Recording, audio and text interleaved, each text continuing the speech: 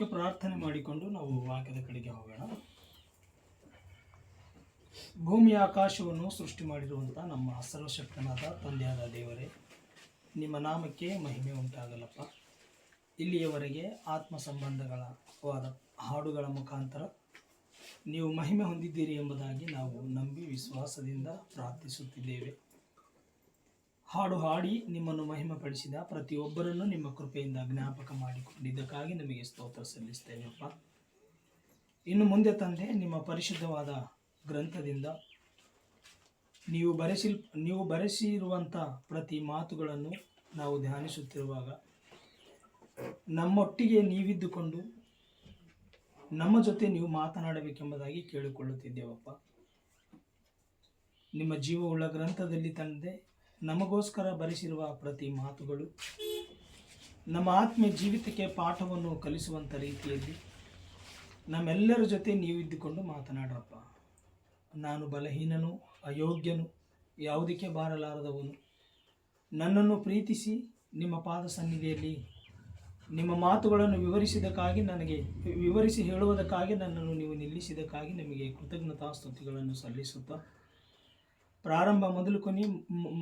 ಪ್ರಾರಂಭದಿಂದ ಮುಕ್ತಾಯದವರೆಗೆ ನೀವೇ ತಂದೆ ಮಹಿಮೆ ಹೊಂದಬೇಕೆಂಬುದಾಗಿ ನನ್ನನ್ನು ನಾನು ತಗ್ಗಿಸಿಕೊಳ್ಳುತ್ತಾ ನಿಮ್ಮ ನಾಮವನ್ನು ಹೆಚ್ಚಿಸುತ್ತಾ ನಿಮ್ಮ ಸತ್ಯವಾದ ಮಾತುಗಳನ್ನು ಸರಿಯಾಗಿ ವಿವರಿಸಿ ಹೇಳುವಂಥ ಜ್ಞಾನವನ್ನು ನನಗೆ ದಯಪಾಲಿಸಬೇಕೆಂಬುದಾಗಿ ನಿಮ್ಮ ಪರಿಶುದ್ಧಾತ್ಮ ಸಹಾಯವನ್ನು ಬೇಡಿಕೊಳ್ಳುತ್ತಾ ನನ್ನನ್ನು ನಾನು ತಗ್ಗಿಸಿಕೊಳ್ಳುತ್ತಾ ನಿಮ್ಮ ನಾಮವನ್ನು ಹೆಚ್ಚಿಸುತ್ತಾ ನಮ್ಮ ಒಡೆಯನೂ ರಕ್ಷಕನಾದ ಯೇಸು ಕ್ರಿಸ್ತರ ಹೆಸರಿನಲ್ಲಿ ಈ ಚಿಕ್ಕ ಪ್ರಾರ್ಥನೆ ಬೇಡಿ ಹೊಂದಿದ್ದೇನೆ ನಮ್ಮ ತಂದೆಯೇ, ಆಮೆನ್. ಯೇಸು ಕ್ರಿಸ್ತರ ಹೆಸರಿನಲ್ಲಿ ತಂದೆಯಾದ ದೇವರಿಗೆ ಕೃತಜ್ಞತಾಸ್ತುತಿಗಳನ್ನು ಸಲ್ಲಿಸುತ್ತಾ ಸಭೆಯಾಗಿ ಬಂದಂಥ ನಿಮ್ಮೆಲ್ಲರಿಗೂ ಸಭಾಪಾಲಕರಿಗೂ ನನ್ನ ಹೃದಯಪೂರ್ವಕವಾದ ವಂದನೆಗಳು ಸಲ್ಲಿಸ್ತಾ ಇದ್ದೇನೆ. ಮತ್ತು ಮತ್ತೊಂದು ಸಾರಿ ದೇವರು ನಿಮ್ಮ ಮಧ್ಯದಲ್ಲಿ ಬರಮಾಡಿದ್ದಕ್ಕಾಗಿ ಮತ್ತೊಂದು ಸಾರಿ ದೇವರಿಗೆ ನಾನು ಹೃದಯಪೂರ್ವಕವಾದ ಕೃತಜ್ಞತಾಸ್ತುತಿಗಳನ್ನು ಸಲ್ಲಿಸುತ್ತಾ, ಮತ್ತು ಈ ಒಂದು ಸಮಯದಲ್ಲಿ ಸಮಯವನ್ನು ಸುಮ್ಮನೆ ಕಳೆಯದೆ ಕೆಲವು ನಿಮಿಷ ದೇವರ ಜೀವ ಗ್ರಂಥದಿಂದ ನಾವು ಸ್ಪಷ್ಟವಾಗಿ ವಾಕ್ಯವನ್ನು ಧ್ಯಾನಿಸೋಣ. ರೋಮಪುರದವರಿಗೆ ಬರೆದ ಪತ್ರಿಕೆ 13ನೇ ಅಧ್ಯಾಯ.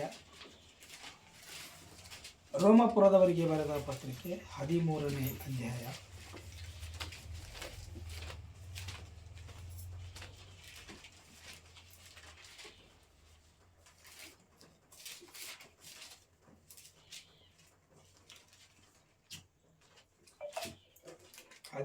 ಅಧ್ಯಾಯ 11ನೇ ವಚನ ನಾವು ಧ್ಯಾನಿಸೋಣ.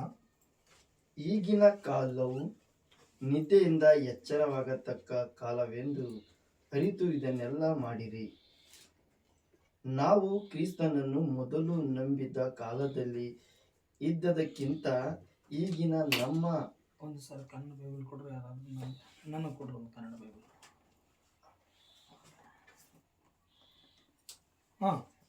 ಮತ್ತೊಂದು ಸಾರಿ ಓದೋಣ. ಈಗಿನ ಕಾಲವು ನಿದ್ದೆಯಿಂದ ಎಚ್ಚರವಾಗತಕ್ಕ ಕಾಲವೆಂದು ಅರಿತು ಇದನ್ನೆಲ್ಲ ಮಾಡಿರಿ. ನಾವು ಕ್ರಿಸ್ತನನ್ನು ಮೊದಲು ನಂಬಿದ ಕಾಲದಲ್ಲಿ ಇದ್ದದಕ್ಕಿಂತ ಈಗ ನಮ್ಮ ವಿಮೋಚನೆಯು ಹತ್ತಿರವಾಯಿತು. ಇರುಳು ಬಹಳ ಮೆಟ್ಟಿಗೆ ಕಳೆಯಿತು, ಹಗಲು ಸಮೀಪವಾಯಿತು. ಕತ್ತಲೆಗೆ ಅನುಗುಣವಾದ ಕೃತ್ಯಗಳನ್ನು ಬಿಟ್ಟು ಬೆಳಕಿಗೆ ಅನುಗುಣವಾದ ಆಯುಧಗಳನ್ನು ಧರಿಸಿಕೊಳ್ಳೋಣ. ಸಾಕ್ರಿ. ಇವಾಗ ಈ ರೋಮಾಪುರದವರಿಗೆ ಬರೆದ ಪತ್ರಿಕೆಯಲ್ಲಿ ಒಂದು ಮಾತನ್ನು ನಾವು ಜಾಗ್ರತೆಯಿಂದ ಎಲ್ಲರೂ ಸೇರಿ ಧ್ಯಾನಿಸೋಣ. ನಾನು ಓದ್ತೀನಿ, ಅದನ್ನು ನೀವು ಗ್ರಹಿಸುವ ಪ್ರಯತ್ನ ಪಡಬೇಕೆಂಬುದಾಗಿ ನಾನು ಬೇಡಿಕೊಳ್ತೇನೆ.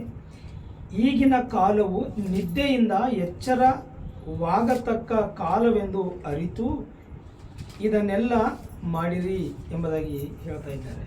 ಅಂದರೆ ಇಲ್ಲಿ ತೆಲುಗು ಬೈಬಲಲ್ಲಿ ನಾನು ಒಂದು ಸಾರಿ ಓದಿ ಎಕ್ಸ್ಪ್ಲೇನ್ ಮಾಡೋ ಪ್ರಯತ್ನ ಮಾಡ್ತೀನಿ. ನಿಮಗೆ ಒಂದು ಸಾರಿ ನೋಡೋಣ. ಮರಿಯು ಮೀರು ಕಾಲವನ್ನು ಎರಿಗಿ, ಅಂದರೆ ಕಾಲವನ್ನು ತಿಳಿದು ಎಂಬುದಾಗಿ ಹೇಳ್ತಾ ಇದ್ದಾರೆ.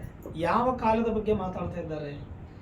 ಕಾಲವನ್ನು ತಿಳಿದು ನಿದ್ದೆಯಿಂದ ಎದ್ದೇಳಿರಿ ಎಂಬುದಾಗಿ ಹೇಳ್ತಾ ಇದ್ದಾರೆ. ನಮ್ಮ ಪಾಠದ ಅಂಶವೂ ಸಹ ಅದೇ, ಕಾಲವನ್ನು ತಿಳಿದು ನಿದ್ದೆಯಿಂದ ಎದ್ದೇಳಿರಿ ಎಂಬುದಾಗಿ ಹೇಳ್ತಾ ಇದ್ದಾರೆ. ಅಂದರೆ ಯಾವ ಕಾಲ ಬಗ್ಗೆ ಆತನು ಮಾತಾಡ್ತಾ ಇದ್ದಾನೆ ಎಂಬುದು ನಾವು ಆಲೋಚನೆ ಮಾಡಬೇಕಾಗಿದೆ. ಇಲ್ಲಿ ಹೇಳ್ತಾ ಇದ್ದಾರೆ ನೋಡ್ರಿ, ಈಗಿನ ಕಾಲವು ನಿದ್ದೆಯಿಂದ ಎಚ್ಚರವಾಗತಕ್ಕ ಕಾಲವೆಂದು ಅರಿತು ಇದನ್ನೆಲ್ಲ ಮಾಡಿರಿ.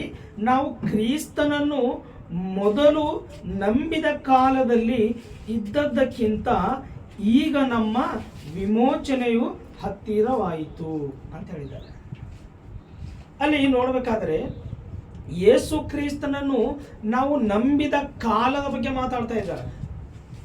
ನಾವು ಯೇಸು ಕ್ರಿಸ್ತನನ್ನು ನಂಬಿರುವ ಕಾಲದ ಬಗ್ಗೆ ಮಾತಾಡ್ತಾ ಇದ್ದಾರೆ. ಇಲ್ಲಿ ನಾನು ಮತ್ತೊಂದ್ಸಲ ತೆಲುಗುವಲ್ಲಿಯೂ ಸಹ ಓದಿ ಎಕ್ಸ್ಪ್ಲೇನ್ ಮಾಡೋ ಪ್ರಯತ್ನ ನಾನು ಮಾಡ್ತೀನಿ ನೋಡ್ರಿ.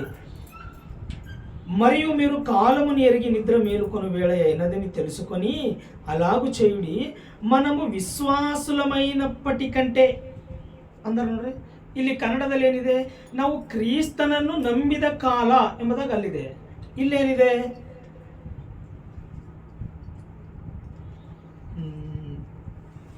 మనము విశ్వాసులమైనప్పటికంటే ఇప్పుడు రక్షణ ಎಂಬುದಾಗಿ ಹೇಳಿದ್ದಾರೆ ನೋಡ್ರಿ. ಅಲ್ಲಿ ರಕ್ಷಣೆ ನಮಗೆ ಸಮೀಪವಾಗಿದೆ ಎಂಬುದಾಗಿ ಹೇಳ್ತಾ ಇದ್ದಾರೆ. ಇಲ್ಲಿ ಕನ್ನಡದಲ್ಲಿ ನಾನು ಓದೋ ಪ್ರಯತ್ನ ಮಾಡ್ತೀನಿ. ಕ್ರಿಸ್ತನನ್ನು ಮೊದಲು ನಂಬಿದ ಕಾಲದಲ್ಲಿ ಇದ್ದದಕ್ಕಿಂತ ಈಗ ನಮ್ಮ ವಿಮೋಚನೆ, ಇಲ್ಲಿ ವಿಮೋಚನೆ ಎಂಬುದಾಗಿ ಬರೆಯಲ್ಪಟ್ಟಿದೆ, ತೆಲುಗುದಲ್ಲಿ ರಕ್ಷಣೆ ಎಂಬುದಾಗಿ ಬರೆಯಲ್ಪಟ್ಟಿದೆ. ಅಂದರೆ ನಾವು ವಿಶ್ವಾಸಿಗಳಾಗಿರುವಾಗ ನಮಗೆ ರಕ್ಷಣೆ ಹತ್ತಿರವಾಗಿದೆ ಎಂಬುದಾಗಿ ಹೇಳ್ತಾ ಇದ್ದಾರೆ. ಅಂದರೆ ನಾವು ಯಾವಾಗಾದರೂ ಯೇಸು ಕ್ರಿಸ್ತನನ್ನು ನಾವು ಸ್ವಂತ ರಕ್ಷಕನಾಗಿ ಅಂಗೀಕರಿಸಿದೆವೋ ಆ ಕಾಲದ ಬಗ್ಗೆ ಮಾತಾಡ್ತಾ ಇದ್ದಾರೆ. ಆ ಕಾಲದ ಬಗ್ಗೆ ಮಾತಾಡುತ್ತಾ ಒಂದು ವಿಷಯ ಏನು ಹೇಳ್ತಾ ಇದ್ದಾರೆ ಅಂದರೆ, ನಮಗೆ ರಕ್ಷಣೆ ಹತ್ತಿರವಾಗಿದೆ, ಅಂದರೆ ಸಮೀಪದಲ್ಲಿದೆ ನಮಗೆ ರಕ್ಷಣೆ ಎಂಬುದಾಗಿ ಹೇಳ್ತಾ ಇದ್ದಾರೆ. ಆದರೆ ಇವಾಗ ಕಾಲದ ಬಗ್ಗೆ ಯಾಕೆ ಮಾತಾಡಿರ್ಬೋದು ನಮಗೆ ಅಂದರೆ, ನಮ್ಮ ವಿಶ್ವಾಸ ಜೀವಿತವನ್ನು ನಾವು ಪರೀಕ್ಷಿಸಿಕೊಳ್ಳಬೇಕು. ನಮ್ಮ ವಿಶ್ವಾಸ ಜೀವಿತದಲ್ಲಿ ನಾವು ಎಲ್ಲಿದ್ದೆವು ಎಂಬುದಾಗಿ ನಾವು ನಿಂತು ಒಂದು ಸಾರಿ ಪರೀಕ್ಷೆ ಮಾಡಿ ನೋಡಿಕೊಳ್ಳುವಂಥ ಅವಶ್ಯಕತೆ ಪ್ರತಿಯೊಬ್ಬರಿಗೂ ಇದೆ ಎಂಬುದಾಗಿ ಅಲ್ಲಿ ಹೇಳ್ತಾ ಇದ್ದಾರೆ. ಇದನ್ನು ನಿಮಗೆ ಚೆನ್ನಾಗಿ ನಾನು ಅರ್ಥ ಮಾಡಿ ಹೇಳಬೇಕಂದ್ರೆ ಒಂದು ಉದಾಹರಣೆ ನಿಮಗೆ ಹೇಳೋಕ್ಕೆ ಇಷ್ಟಪಡ್ತೇನೆ ನಾನು. ನೀವು ಬೀದರ್ ಪ್ರಾಂತದಲ್ಲಿ ಬೆಂಗಳೂರಿಗೆ ಹೋಗ್ಲಿಕ್ಕೆ ನೀವು ಬಸ್ ಏರಿದ್ದೀರಿ ಅಂತ ತಿಳ್ಕೊಳ್ಳಿ. ಅದು ಬಸ್ ಆಗಲಿ ಅಥವಾ ಟ್ರೈನ್ ಆಗಲಿ, ನೀವು ಬೀದರ್ ಪಟ್ಟಣದಲ್ಲಿ ಬಸ್ ಏರಿದಿರಿ, ಬೆಂಗಳೂರಿಗೂ ಪ್ರಯಾಣ ಮಾಡ್ತಾ ಇದ್ದೀರಿ. ಬೀದರಲ್ಲಿ ನೀವು ಬಸ್ ಏರಿದ ತಕ್ಷಣ ನಿದ್ದೆ ಹೋಗ್ತೀರಾ?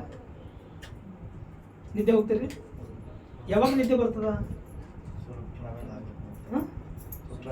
ಬೆಂಗಳೂರು ನಮಗೆ ಯಾವಾಗಾದ್ರೂ ಹತ್ರ ಆಗ್ತಾ ಇರ್ತದೋ ಅವಾಗ ನಮಗೆ ಏನ್ ಬರ್ತದ? ನಿದ್ದೆ ಬರ್ತದ. ಅದಕ್ಕೆ ಆ ಕಾಲದ ಬಗ್ಗೆ ಕುರಿತು ಮಾತಾಡ್ತಾ ಇದ್ದಾರೆ. ರಕ್ಷಣೆ ನಮಗೆ ಇವಾಗ ಸಮೀಪವಾಗಿದೆ. ಆ ಸಮೀಪವಾಗಿರತಕ್ಕಂಥ ಆ ರಕ್ಷಣೆ ನೀವು ಹೊಂದಿಕೊಳ್ಳಬೇಕಂದ್ರೆ ಅಥವಾ ಆ ರಕ್ಷಣೆಯನ್ನು ನೀವು ಸ್ವಂತವಾಗಿ ಮಾಡಿಕೊಳ್ಳಬೇಕಂದ್ರೆ ನೀವೀಗ ಏನು ಮಾಡಬೇಕು? ನಿದ್ದೆಯಿಂದ ಎಚ್ಚರವಾಗಿರಿ ಅಂತ ಹೇಳ್ತಾ ಇದ್ದಾರೆ. ನಮಗೆ ನಿದ್ದೆ ಯಾವಾಗ ಬರ್ತದ? ನಮಗೆ ನಾವು ಸೇರಿಕೊಳ್ಳಬೇಕಾದಂಥ ಗಮ್ಯಸ್ಥಾನವು ಹತ್ತಿರ ಬಂದಾಗ ನಮ್ಗೆ ಏನಾಗ್ತದ? ನಿದ್ದೆ ಬರ್ತದ. ಅವಾಗವಾಗ ನಾವು ಬಸ್ ಪ್ರಯಾಣ ಮಾಡುವಾಗ ನಾವು ಎಲ್ಲಾದರೂ ಬಸ್ಸು ಇಳಿಬೇಕೋ ಅಲ್ಲಿ ಇಳಿಯದ ಹಾಗೆ ನಾವು ನಿದ್ದೆಯಲ್ಲಿದ್ದುಕೊಂಡು ನಾವು ಇಳಿತಕ್ಕಂಥ ಸ್ಟಾಪ್ ಬಿಟ್ಟು ಬೇರೆ ಎಲ್ಲೋ ಹೋಗಿ ಇಳಿತೀವಿ. ಹೌದಾ ಇಲ್ವಾ? ಈ ರೀತಿ ನಮ್ಮ ಜೀವಿತದಲ್ಲಿ ಆಗಿರ್ಬೋದಾ? ಹಾಗೆ ಆಗ್ತದೆ. ನಾವು ಎಲ್ಲಾದರೂ ಇಳಿಬೇಕೋ ಅಲ್ಲಿ ಇಳಿಯದ ಹಾಗೆ ನಾವು ನಿದ್ದೆ ಹೋಗಿ ನಾವು ಬೇರೆ ಜಗಿಲಿ ಇಳಿತೇವೆ. ಇದು ಭೂಮಿ ಮೇಲೆ ಮಾಡುವ ಪ್ರಯಾಣದಲ್ಲಿ ನಾವು ಇಳಿಬೇಕಾದಂಥ ಸ್ಥಳದಲ್ಲಿ ಇಳಿಯದೆ ಮತ್ತೊಂದು ಸ್ಥಳದಲ್ಲಿ ಇಳಿದು ಅಲ್ಲಿಂದ ತಿರುಗಿ ನಾವು ಬರ್ಬೋದು.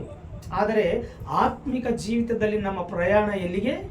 ನಾವು ನಿತ್ಯ ಜೀವಕ್ಕೆ ಸೇರಿಕೊಳ್ಳಬೇಕೆಂಬುದಾಗಿ ನಮ್ಮ ಪ್ರಯಾಣವನ್ನು ನಾವು ಪ್ರಾರಂಭ ಮಾಡಿದ್ದೇವೆ. ಈ ನಿತ್ಯ ಜೀವಕ್ಕೆ ಸೇರಬೇಕು ಅಥವಾ ಪರಲೋಕಕ್ಕೆ ಸೇರಬೇಕೆಂಬುದಾಗಿ ನಮ್ಮ ಪ್ರಯಾಣವನ್ನು ನಾವು ಪ್ರಾರಂಭ ಮಾಡಿದ್ದೇವೆ. ಆ ಪ್ರಯಾಣದಲ್ಲಿ ನಾವು ಸಮೀಪಕ್ಕೆ ಬಂದಿದ್ದೇವೆ. ಯಾವುದಕ್ಕೆ ಸಮೀಪಕ್ಕೆ ಬಂದಿದ್ದೆವು? ರಕ್ಷಣೆಗೆ ಸಮೀಪವಾಗಿ ಬಂದಿದ್ದೇವೆ. ಆ ರಕ್ಷಣೆ ಸಮೀಪಕ್ಕೆ ಬಂದಾಗ ನಮಗೆ ಏನು ಬರ್ತಾ ಇದೆ? ಆವಾಗ ನಿದ್ದೆ ಬರ್ತಾ ಇದೆ. ನಿದ್ದೆ ಬರುವುದಂದ್ರೆ ಏನು? ನಿಜವಾಗ್ಲೂ ನಿದ್ದೆ ಬರುವುದಾ? ಆ ನಿದ್ದೆ ಬಗ್ಗೆ ಅಲ್ಲ. ರಕ್ಷಣೆಗೆ ನಾವು ಸಮೀಪವಾದಾಗ ನಮ್ಮ ಜೀವಿತದಲ್ಲಿ, ನಮ್ಮ ಆತ್ಮೀಯ ಜೀವಿತದಲ್ಲಿ ನಾವು ಬಲಹೀನರಾಗ್ತಾ ಬರ್ತೀವಿ ಅಂತ ಹೇಳ್ತಾ ಇದ್ದಾರೆ ಅವರು. ಏನಂತ? ನಾವು ಬಲಹೀನರಾಗಿ ಬರುತ್ತೇವೆ ಅಂತ ಹೇಳ್ತಾ ಇದ್ದಾರೆ. ಯಾವ ಬಲಹೀನತೆಗಳು? ಒಬ್ಬೊಬ್ಬರಿಗೊಂದು ಒಂದೊಂದು ಬಲಹೀನತೆಗಳಿರುತ್ತವೆ. ನಮ್ಮಲ್ಲಿ ಎಂಥ ಒಂದು ಬಲಹೀನತೆ ಬರುವ ಅವಕಾಶ ಇದೆ ಅಂದರೆ ನಾವು ಆಲ್ರೆಡಿ ಯೇಸು ಕ್ರಿಸ್ತನನ್ನು ಸ್ವಂತ ರಕ್ಷಕನಾಗಿ ಅಂಗೀಕರಿಸಿದ್ದೇವೆ. ನಾವು ಆಲ್ರೆಡಿ ದೇವರ ಸೇವೆಯಲ್ಲಿದ್ದೇವೆ, ದೇವರ ಸೇವೆಯನ್ನು ಮಾಡ್ತಾ ಇದ್ದೇವೆ. ದೇವರು ನಮಗೆ ಕೊಡದೆ ಹೋದರೆ ಇನ್ಯಾರಿಗೆ ಕೊಡ್ತಾರೆ ಪರಲೋಕ ಎನ್ನುವಂಥ ಒಂದು ಆಲೋಚನೆಯಲ್ಲಿದ್ದುಕೊಂಡು ನಾವು ದೇವರ ಸನ್ನಿಧಿಯಲ್ಲಿ ನಾವು ನಿರ್ಲಕ್ಷ್ಯವಾಗಿ ಇರುತ್ತೇವೆ, ನಾವು ನಿರ್ಲಕ್ಷ್ಯರಾಗಿ ಜೀವಿಸ್ತೇವೆ. ಇದು ಒಂದು ಎಕ್ಸಾಂಪಲ್ ನಿಮಗೆ ಹೇಳ್ಬೇಕಂದ್ರೆ, ಯಾವುದೋ ನೀವು ಲೇಟಾಗಿ ಬಂದಿರ ಅಂತೇಳಿ ನಾವು ಉದಾಹರಣೆ ತಗೊಳತ್ತೀರ ಅಂತೇಳಿ ಅನ್ಕೋಬೇಡ್ರಿ. ಆ ಉದಾಹರಣೆ ನಾನು ತಗೊಂಬದ್ರಲ್ಲಿ ಒಂದು ವೇಳೆ ನೀವು ಕನ್ಫ್ಯೂಸ್ ಆಗಬೇಡ್ರಿ. ನಾನು ತಗೊಂಬ ಉದಾಹರಣೆ ಅದು ಸರಿಯೋ ಇಲ್ವೋ ಎಂಬುದಾಗಿ ನೀವು ಆಲೋಚನೆ ಮಾಡ್ರಿ. ಇವಾಗ ಬಸ್ ಸ್ಟ್ಯಾಂಡಲ್ಲಿ ಬಸ್ಸಿಗೋಸ್ಕರ ನೀವು ಕಾಯ್ತಾ ಇದ್ದೀರಿ ಅಂತ ಹೇಳ್ತಾರೆ. ಕಾಯ್ತಾ ಇರುವಾಗ ಒಂದು 5 ನಿಮಿಷದಲ್ಲಿ ಬಸ್ ಬಂತು. ಆ ಬಸ್ ಸ್ಟ್ಯಾಂಡ್ದಲ್ಲಿ ಇದ್ದವರಿಗೆ ಮಾತ್ರ ಏರ್ಸ್ಕೊಂಡು ಹೋಗ್ತದ ಅಥವಾ ಮನೆಯಲ್ಲಿ ಇದ್ದವರಿಗೂ ಸಹ ಏರ್ಸ್ಕೊಂಡು ಹೋಗ್ತದ? ಬಸ್ ಸ್ಟ್ಯಾಂಡ್ದಾಗ ಇದ್ದವ್ರಿಗೆ ಮಾತ್ರನೇ ಏರ್ಸ್ಕೊಂಡು ಹೋಗ್ತದೆ. ಇದು ನಿಮಗೆ ಅರ್ಥ ಆಗಿದರೆ ಇವಾಗ ಈ 4 ಗೋಡೆ ಇರ್ತಕ್ಕಂಥ ಇದು ಒಂದು ಬಸ್ ಅಂತ ತಿಳ್ಕೊರಿ. ಈ ಸಭೆನೇ ಒಂದು ಬಸ್ ಅಂತ ತಿಳ್ಕೊರಿ. ಆಲ್ರೆಡಿ ಈ ಬಸ್ ಸ್ಟ್ಯಾಂಡಲ್ಲಿ ಆಲ್ರೆಡಿ ಕೆಲವರು ಮುಂದೆ ಬಂದು ಕುಂತಿದ್ದಾರೆ ಅಂತ ತಿಳ್ಕೊರಿ. ಯೇಸು ಕ್ರಿಸ್ತನ ಬರುವಿಕೆ ಬಂತು, 2ನೇ ಬರುವಿಕೆ ಬಂತು. ಬಂದ ತಕ್ಷಣ ಸಭೆಯನ್ನು ಎತ್ತಲ್ಪಟ್ಟಿದೆ ಅಂತ ತಿಳ್ಕೊರಿ. ಆಲ್ರೆಡಿ ಇನ್ನು ಕೆಲವರು ಇಲ್ಲಿಗೆ ಬರುವವರಾಗಿದ್ದಾರ, ಅವರು ಇನ್ನು ಮನೆಯಲ್ಲೇ ಇದ್ದಾರ. ಆ ಮನೆಯಲ್ಲೇ ಇದ್ದಾಗ ಆತನ 2ನೇ ಬರುವಿಕೆ ಬಂತು. ಆ ಸಭೆ ಎಂಬುವ ಬಸ್ಸಿನಲ್ಲಿ ಯಾರಾದರೂ ಇದ್ದಾರೋ ಅವ್ರಿಗೆ ತೆಗೆದುಕೊಂಡು ಹೋಗಿದ್ದಾರೆ ಅಂತ ಹೇಳ್ತಾರೆ. ಇವಾಗ ಇದರಲ್ಲಿ ತಪ್ಪ್ಯಾರ್ದು? ನಮ್ದೇನ ಅಲ್ವಾ? ಅದಕ್ಕೆ ಹೇಳ್ತಾ ಇದ್ದಾನೆ, ನೀವು ಕಾಲವನ್ನು ತಿಳಿದು ನಿದ್ದೆಯಿಂದ ಎದ್ದೇಳಿರಿ. ಯಾವ ಕಾಲ ಅಂದ್ರೆ, ನಾನು ದೇವರ ಸನ್ನಿಧಿಗೆ ಹೋಗಿ ಆರಾಧನೆ ಮಾಡಬೇಕಾದ ಕಾಲ ಯಾವುದು ನಮಗೆ ಗೊತ್ತಿರಬೇಕು. ಹೌದಾ? ಆ ಒಂದು ಕಾಲವನ್ನು ನಾವು ತಿಳಿಯದೆ ನಾವು ಯಾವಾಗೋ ಬಂದೇವು ಅಂತ ಹೇಳ್ತಾರೆ. ನಾವು ಕಾಲ ತಿಳಿದಾಗ ತಿಳಿಯದಾಗ ನಮಗಿನ್ನೂ ತಿಳಿದಿಲ್ಲ ಅಂತ ಅರ್ಥನೇ ಅಲ್ಲ. ಆಲೋಚನೆ ಮಾಡ್ರಿ. ಅಂದರೆ ನಮ್ಮ ವಿಶ್ವಾಸ ಜೀವಿತದಲ್ಲಿ ನಾವು ಯಾವುದೋ ದೊಡ್ಡ ದೊಡ್ಡ ತಪ್ಪುಗಳಿಂದ ನಾವು ಪರಲೋಕ ನಾವು ಹೋಗ್ತೇವಾ ಹೋಗಲೇವ ಡಿಸೈಡ್ ಆಗಿರಲ್ಲ. ಸ್ವಲ್ಪ ಚಿಕ್ಕ ತಪ್ಪುಗಳಿಂದನೇ ನಾವು ನಿತ್ಯ ಜೀವವನ್ನು ಹೊಂದಿಕೊಳ್ಳದಂತೆ ನಾವು ತಪ್ಪಿ ಹೋಗುವ ಅವಕಾಶ ನಮಗೆ ಇದೆ. ಅರ್ಥ ಮಾಡ್ಕೊಳ್ರಿ.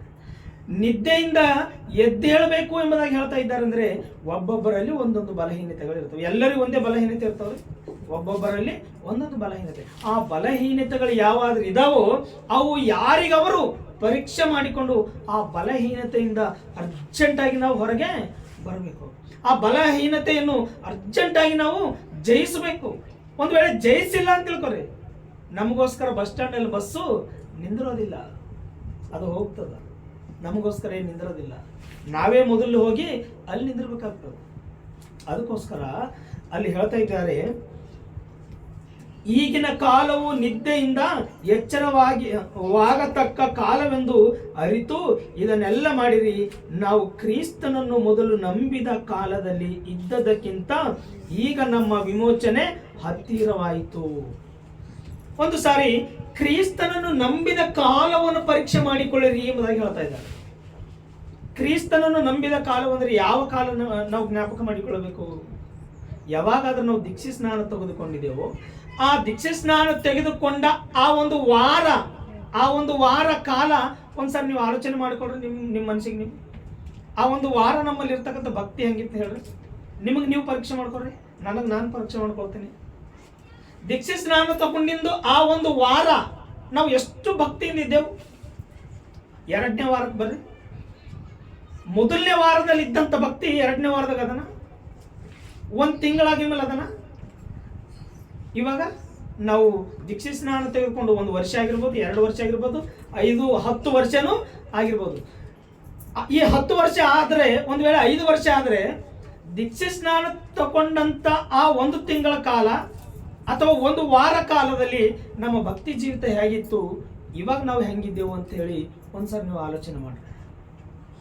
ಒಂದು ವಿಷಯ ಹೇಳ, ನಾವು ದೀಕ್ಷೆ ಸ್ನಾನ ತಗೊಂಡ ಆ ತಿಂಗಳು, ಆ 1 ವಾರನೇ ದೇವರಿಗೆ ಹತ್ತಿರವಾಗಿದ್ದೆವು. ಇವಾಗ ಇನ್ನೂ ನಾವು ಹತ್ತಿರವಾಗಿದ್ದೇವ್ರಿ ಬ್ರದರ್. ನಾವು ಹಾಡು ಹಾಡ್ತಾ ಇದ್ದೇವೆ, ವಾಕ್ಯ ಹೇಳ್ತಾ ಇದ್ದೇವೆ, ವಾಕ್ಯ ಕೇಳ್ತಾ ಇದ್ದೇವೆ, ಒಬ್ಬರಿಗೆ ನಾವು ಒಂದು ಸಬ್ಜೆಕ್ಟ್ ಕಲಿಸ್ತಕ್ಕಂಥ ಪರಿಸ್ಥಿತಿಯಲ್ಲಿ ಇದ್ದೇವು ಅಂತೇಳಿ ನಾವು ಅನ್ಕೋಬಹುದು.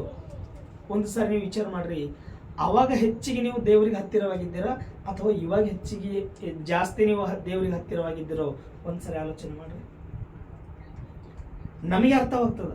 ಅವಾಗ ಪ್ರಾರ್ಥನೆ, ವಾಕ್ಯ ಓದುವುದು, ದೇವರ ಜೊತೆ ಸಹವಾಸ ಮಾಡುವುದು, ಸಭೆಗೆ ಎಲ್ಲರಿಗಿಂತ ಮೊದಲು ನಾವೇ ಹೋಗಿ ಎಲ್ಲರ ಜೊತೆ ಸಹವಾಸ ಮಾಡುವುದು, ಇವೆಲ್ಲ ನಾವು ಖಂಡಿತವಾಗಿ ಟೈಮಿಂಗ್ ಮಾಡಿದೆವು. ಆದರೆ ಇವಾಗ ಒಂದು ಆಲೋಚನೆ ಬರ್ತದೆ, ಏನು ಗೊತ್ತಾ? ನಾವು ಹೋಗದೆ ಅಲ್ಲಿ ಏನೂ ಆಗಲ್ಲ ಎಂಬ ಒಂದು ಆಲೋಚನೆ ಬರ್ತದೆ ನೋಡಿ. ಈ ಒಂದು ಆಲೋಚನೆ ಸಾಕು ನಾವು ಪರಲೋಕಕ್ಕೆ ನಾವು ಹೋಗಲೇವು ಎಂದು ಹೇಳೋದು. ಹೌದಾ? ಆಲೋಚನೆ ಮಾಡ್ರಿ. ಅಂದ್ರೆ ನಮಗೆ ಇವಾಗ ವಾಕ್ಯ ಹೇಳಕ್ ಬಂದಿರ್ಬೋದು, ಆದರೆ ನಾವು ಭಕ್ತಿ ಜೀವಿತೆಯಲ್ಲಿ ಹಿಂದೆ ಬಿದ್ದಿದ್ದೇವೆ ಅಂತ ಹೇಳ್ತಾರೆ. ನಾವು ಭಕ್ತಿ ಜೀವಿತದಲ್ಲಿ ಹಿಂದಾಗಿದೆ ಅಂತ ಹೇಳ್ತಾರೆ. ಆದರೆ ಒಂದು ಸಾರಿ ನಾವು ಆಲೋಚನೆ ಮಾಡ್ಬೇಕಾದ್ರೆ, ಒಂದು ಸಾರಿ ನಾವು ಭಕ್ತಿ ಜೀವಿತದಲ್ಲಿ ಹಿಂದೆ ಬಿದ್ದಿದ್ದೇವಾ ಇಲ್ವಾ ಎಂಬುದಾಗಿ ಒಂದ್ಸರಿ ಆಲೋಚನೆ ಮಾಡೋದಾದ್ರೆ, ನಾವು ಭಕ್ತಿ ಜೀವಿತದಲ್ಲಿ ಎಷ್ಟು ಹಿಂದಿದ್ದೇವೋ ಒಂದ್ಸರಿ ಒಂದು ಮಾತು ನೋಡಿಕೊಳ್ಳೋಣ.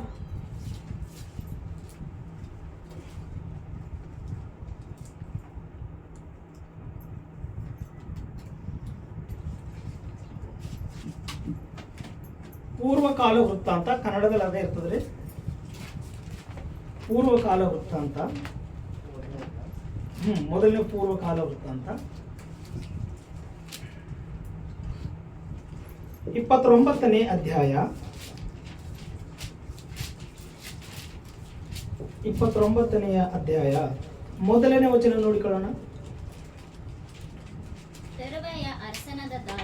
ತರುವಾಯ ಅರಸನಾದ ದಾವೀದನು ದೇವರು ನನ್ನ ಮಗನಾದ ಸೊಲೊಮೋನನ ಆರಿಸಿಕೊಂಡಿದ್ದಾನೆ, ಆದರೆ ಅವನು ಇನ್ನು ಎಳೆ ಪ್ರಾಯದವನು, ಮಾಡತಕ್ಕ ಕೆಲಸವು ವಿಶೇಷವಾದದ್ದು, ಕಟ್ಟತಕ್ಕ ಮಂದಿರವು ದೇವರಾದ ಯೆಹೋವನಿಗಾಗಿಯೇ ಅಲ್ಲದೆ ಮನುಷ್ಯನಿಗಾಗಿ ಇಲ್ಲ.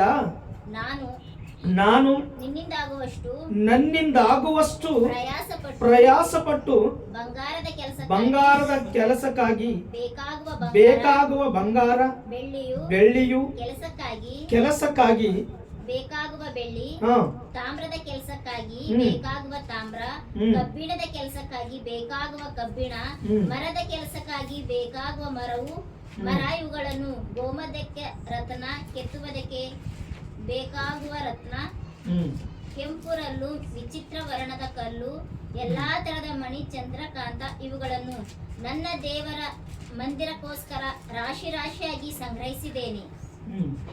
ನಾನು ಒಂದು ಸಾರಿ ತೆಲುಗುದಲ್ಲಿ ಓದಿ ಎಕ್ಸ್ಪ್ಲೇನ್ ಮಾಡೋ ಪ್ರಯತ್ನ ಮಾಡ್ತೀನಿ ನೋಡ್ರಿ. తరువాయ రాజైన దావీదు సర్వ సమాజముతో ఇలాగు సెలవిచ్చెను, దేవుడు కోరుకొనిన నా కుమారుడైన సొలొమోను. 3ನೇ ವಚನ ನೋಡ್ರಿ ಒಂದ್ಸರಿ. మరియు నా దేవుని ಮಂದಿರము, ಈ ಕನ್ನಡದಲ್ಲಿ ಹೋದ್ರಿ 3ನೇ ವಚನ.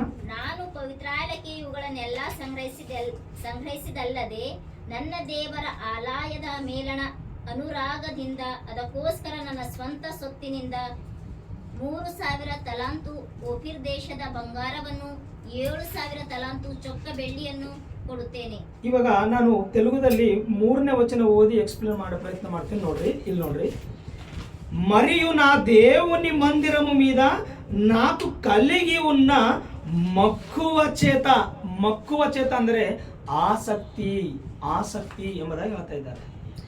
ಎದ್ರ ಮೇಲೆ ಆಸಕ್ತಿ ಅದಂತ ದಾವೀದರಿಗೆ? ಯಾವ್ದ್ರ ಮೇಲೆ ಆಸಕ್ತಿ ಅದಂತ?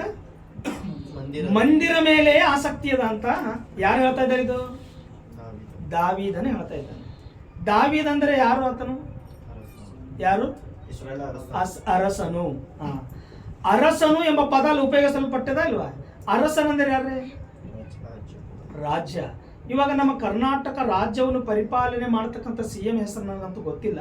ಆದರೆ ಅವರಿಗೆ ಬಿಜಿ ಶೆಡ್ಯೂಲ್ ಇರ್ತದ ಅಥವಾ ನಮ್ಮಂಗೆ ಖಾಲಿ ಇರ್ತದ?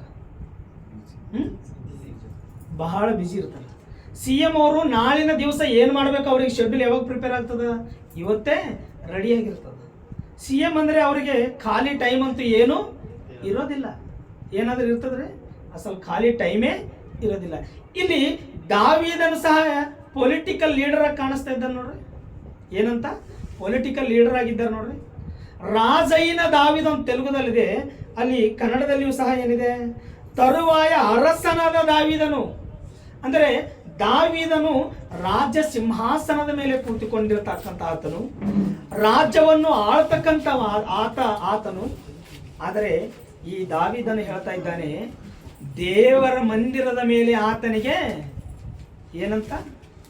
ದೇವರ ಮಂದಿರದ ಮೇಲೆ ಆತನಿಗೆ ಆಸಕ್ತಿ ಬಹಳಷ್ಟು ಇದೆ ಎಂಬುದಾಗಿ ಹೇಳ್ತಾ ಇದ್ದಾರೆ. ನಾನು ಅರಸನಾದ ದಾವೀದನು ಅಂತೇಳಿ 1ನೇ ವಚನದಲ್ಲಿ ಹೇಳಿ, 3ನೇ ವಚನದಲ್ಲಿ ದೇವರ ಮಂದಿರದ ಮೇಲೆ ನನಗೆ ಆಸಕ್ತಿ ಜಾಸ್ತಿ ಅಂತ ಹೇಳ್ತಾ ಇದ್ದಾರೆ. ಅಂದರೆ ಇಲ್ಲಿ ಈ 2 ಪದಗಳನ್ನು ನಾನು ಆಲೋಚನೆ ಮಾಡಲಿಕ್ಕೆ ನಾನು ಬಹಳ ಇಷ್ಟಪಟ್ಟಿದ್ದೇನೆ ಇದು ಓದಿದಾಗ. ನಾನು ಯಾಕೆ ಗೊತ್ತಾ? ರಾಜನಂದರೆ ರಾಜನಿಗೆ ಖಾಲಿ ಸಮಯ ಇರುವುದಿಲ್ಲ. ಇಲ್ಲಿ ದಾವೀದನು ಸಹ ರಾಜ್ಯ ಸಿಂಹಾಸನದ ಮೇಲೆ ಕುಳಿತುಕೊಂಡು ಆತನ ಪ್ರಜೆಗಳನ್ನು ಪರಿಪಾಲಿಸಬೇಕು, ಪ್ರಜೆಗಳ ಒಂದು ಒಳ್ಳೆಯದು ಕೆಟ್ಟದನ್ನು ನೋಡಿಕೊಳ್ಳಬೇಕು, ಆತನ ರಾಜ್ಯದಲ್ಲಿ ಪ್ರಜೆಗಳಿಗೆ ಬೇಕಾದ ಸೌಕರ್ಯವನ್ನು ಆತನು ಸಿದ್ಧಪಡಿಸಬೇಕು. ಅಂತ ಆ ರಾಜನು ದೇವರ ಮಂದಿರದ ಮೇಲೆ ಆತನಿಗೆ ಏನಿದೆ ಅಂತ ಆಸಕ್ತಿ ಹೆಚ್ಚಾಗಿದೆ ಎಂಬುದಾಗಿ ಹೇಳ್ತಾ ಇದ್ದಾನೆ. ಇವಾಗ ರಾಜನಿಗೆ ಸಮಯನೇ ಸಿಗೋದಿಲ್ಲ, ಖಾಲಿ ಸಮಯನೇ ಆತನಿಗೆ ಸಿಗೋದಿಲ್ಲ. ಅಂದರೆ ಇಲ್ಲಿ ದಾವೀದನು ಏನಾಗಿದ್ದಾನೆ? ರಾಜನು, ಅರಸನಾಗಿದ್ದಾನೆ. ಆ ಅರಸನು ಯಾವುದರ ಮೇಲೆ ನನಗೆ ಆಸಕ್ತಿ ಹೆಚ್ಚು ಅಂತ ಹೇಳ್ತಾ ಇದ್ದಾರೆ? ದೇವರ ಮಂದಿರದ ಮೇಲೆ. ಇವಾಗ ನಾವು ಯಾವ ವಾರ್ಡಿಗೆ ಮೆಂಬರ್ ಆಗಿದ್ದೇವೆ ಹೇಳ್ರಿ? ನಮ್ಮ ಗ್ರಾಮದಲ್ಲಿ ಯಾವ್ದಾರ ಒಂದು ವಾರ್ಡಿಗೆ ಮೆಂಬರ್ ಆಗಿದ್ದೇವ? ಅವ್ರು ನಮ್ಮ ಗ್ರಾಮಕ್ಕೆ ಸರ್ಪಂಚ್ ಆಗಿದ್ದೇವ? ನಮ್ಮ ನಿಯೋಜಕ ವರ್ಗಕ್ಕೆ ನಾವು ಏನಾದರೂ MLA ಆಗಿದ್ದೇವ? ನಾವು MLAನೂ ಅಲ್ಲ, ಒಂದು ವಾರ್ಡಿಗೆ ಮೆಂಬರೂ ಅಲ್ಲ. ನಾವು ಏನು ಇಲ್ಲದೆ ಹೋದರೂ ನಮಗಿದ್ದಷ್ಟು ಬಿಜಿ ಟೈಮ್ ಯಾರಿಗಾದ್ರೂ ಇರ್ತದ್ರಿ? ಯಾರಿಗಾದ್ರೂ ಇರ್ತದೆ? ರಾಜನಿಗೆ ಮಾತ್ರ ಖಾಲಿ ಟೈಮ್ ಅದಂತ ನೋಡ್ರಿ. ಅರಸನಾದ ದಾವೀದನಿಗೆ ಏನಾಗ್ಯದಂತ? ಖಾಲಿ ಸಮಯ ಅದಂತ ನೋಡ್ರಿ. ಅವ್ರಿಗೆ ಖಾಲಿ ಸಮಯ ಅದನ? ಅಂತ ಬಿಜಿ ಶೆಡ್ಯೂಲಲ್ಲಿಯೂ ಸಹ ಆತನು ಯಾರಿಗೋಸ್ಕರ ಆಲೋಚನೆ ಮಾಡ್ತಾ ಇದ್ದಾನೆ? ಯಾರಿಗೋಸ್ಕರ? ದೇವರಿಗೋಸ್ಕರ ಆಲೋಚನೆ ಮಾಡ್ತಾ ಇದ್ದಾನೆ. ದೇವರಿಗೋಸ್ಕರ ಆಲೋಚನೆ ಮಾಡ್ತಾ ಇದ್ದಾನೆ. ಅಂದರೆ ದಾವೀದನು ಸಿಂಹಾಸನದ ಮೇಲೆ ಕುಳಿತುಕೊಂಡ್ರೆ ದಾವೀದನು ಏನು ಅಂದುಕೊಳ್ತಾ ಇಲ್ಲ? ನಾನು ಕಿಂಗ್, ನಾನು ರಾಜನು ಎಂಬುದಾಗ ಆತನಿಗೆ ಹೆಮ್ಮೆ ಇಲ್ಲ. ಯಾಕೆ ಗೊತ್ತಾ? ಈ ರಾಜ್ಯ ಸಿಂಹಾಸನದ ಮೇಲೆ ನಾನು ಕುಳಿತುಕೊಳ್ಳುವುದಕ್ಕಿಂತ ಮೊದಲು ನಾನು ಯಾರು? ಒಂದು ಕುರಿ ಕಾಯುವ ಸಾಮಾನ್ಯ ವ್ಯಕ್ತಿ ನಾನು. ಆ ಸಾಮಾನ್ಯವಾದ ವ್ಯಕ್ತಿಯನ್ನು ಈ ರಾಜ್ಯ ಸಿಂಹಾಸನದ ಮೇಲೆ ಕೂಡಿಸಿದವರು ಯಾರು? ದೇವರು. ದೇವರು ನನಗೆ ರಾಜ್ಯ ಮಾಡಿದ್ದಾರೆ, ನಾನು ರಾಜನಾಗಿದ್ದೇನೆ. ದೇವರು ನನಗೆ ಅರಸನಾಗಿ ಮಾಡಿದ್ದಾರೆ, ನಾನು ಅರಸನಾಗಿದ್ದೇನೆ. ಹೊರತು ನಾನು ಅರಸನೆಂದು ದೇವರನ್ನೇ ಮರೆತು ಹೋದರೆ ಹೆಂಗ? ಹೌದಾ? ನಾನು ಅರಸನು ಎಂದು ದೇವರನ್ನೇ ಮರೆತು ಹೋದರೆ ಹೆಂಗೆ ಎಂಬುದಾಗಿ ದೇವರ ಮಂದಿರದ ಮೇಲೆ ಆತನಿಗೆ ಏನಾಗಿದೆ ಅಂತ ಆಸಕ್ತಿ ಜಾಸ್ತಿ ಆಗಿದೆ ಅಂತ. ಆದ್ರೆ ನಮಗೆ ಇವತ್ತು ಎಷ್ಟು ಆಸಕ್ತಿ ಇದೆ ರೀ? ಆಲೋಚನೆ ಮಾಡುವಂತ ನಮಗೆ ಎಷ್ಟು ಆಸಕ್ತಿ ಇದೆ? ನಿಮಗೆ ನಿಜವಾಗ್ಲೂ ಹೇಳಿ, ನಾನು ನೌಬಾದಲ್ಲಿ ಇವತ್ತು ನಿಮಗೆ ವಿಲ್ಸನ್ ಅವ್ರು ಗೊತ್ತಲ್ಲ, ಅವ್ರು ನನ್ನ ನಿನ್ನಿನ ದಿವಸ ಹೇಳಿದ್ದಾರೆ ಏನಂತ, 7 ಗಂಟೆಗೆ ನಮ್ಮಲ್ಲಿ ಆರಾಧನೆ ಸ್ಟಾರ್ಟ್ ಆಗ್ತದೆ ಬ್ರದರ್ ಅಂತ ಹೇಳಿದ್ದಾರೆ.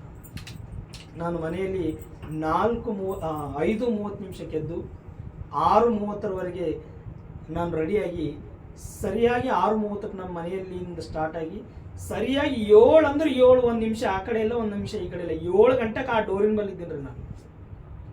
ನಾನು ಅಲ್ಲಿ ಹೋದ್ಮೇಲೆ 40 ನಿಮಿಷಕ್ಕೆ ಆರಾಧನೆ ಸ್ಟಾರ್ಟ್ ಆಗಿದೆ. ಗೊತ್ತಾಯ್ತು?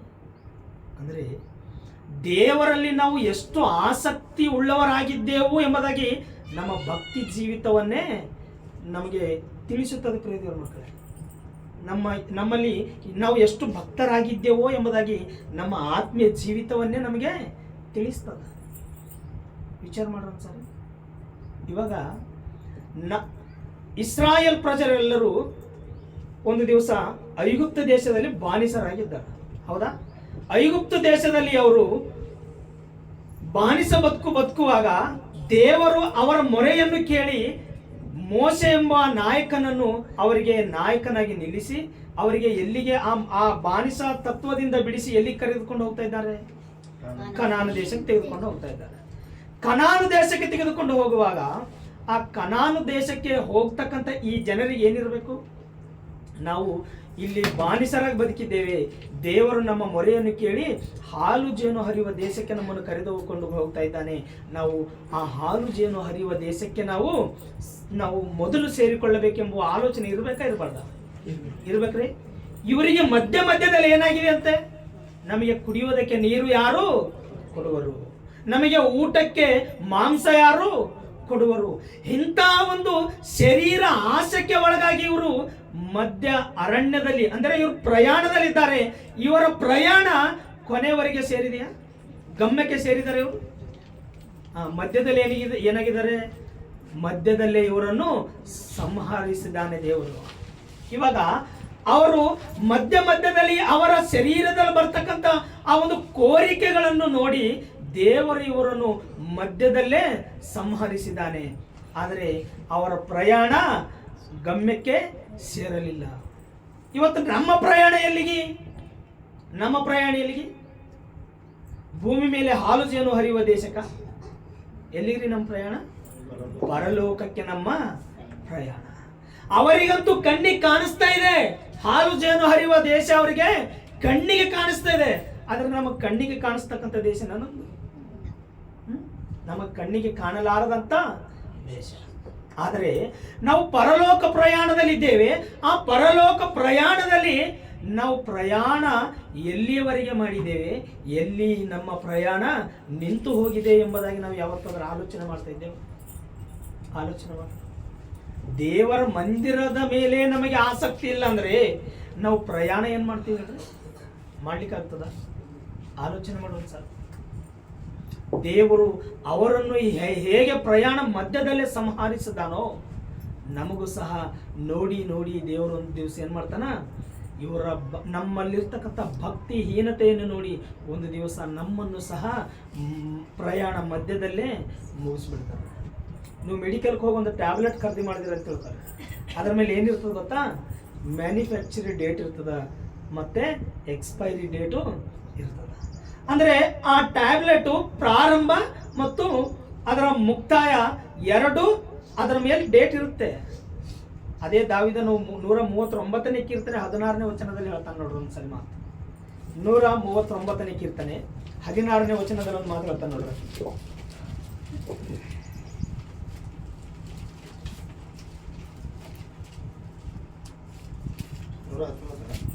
139ನೇ ಕೀರ್ತನೆ.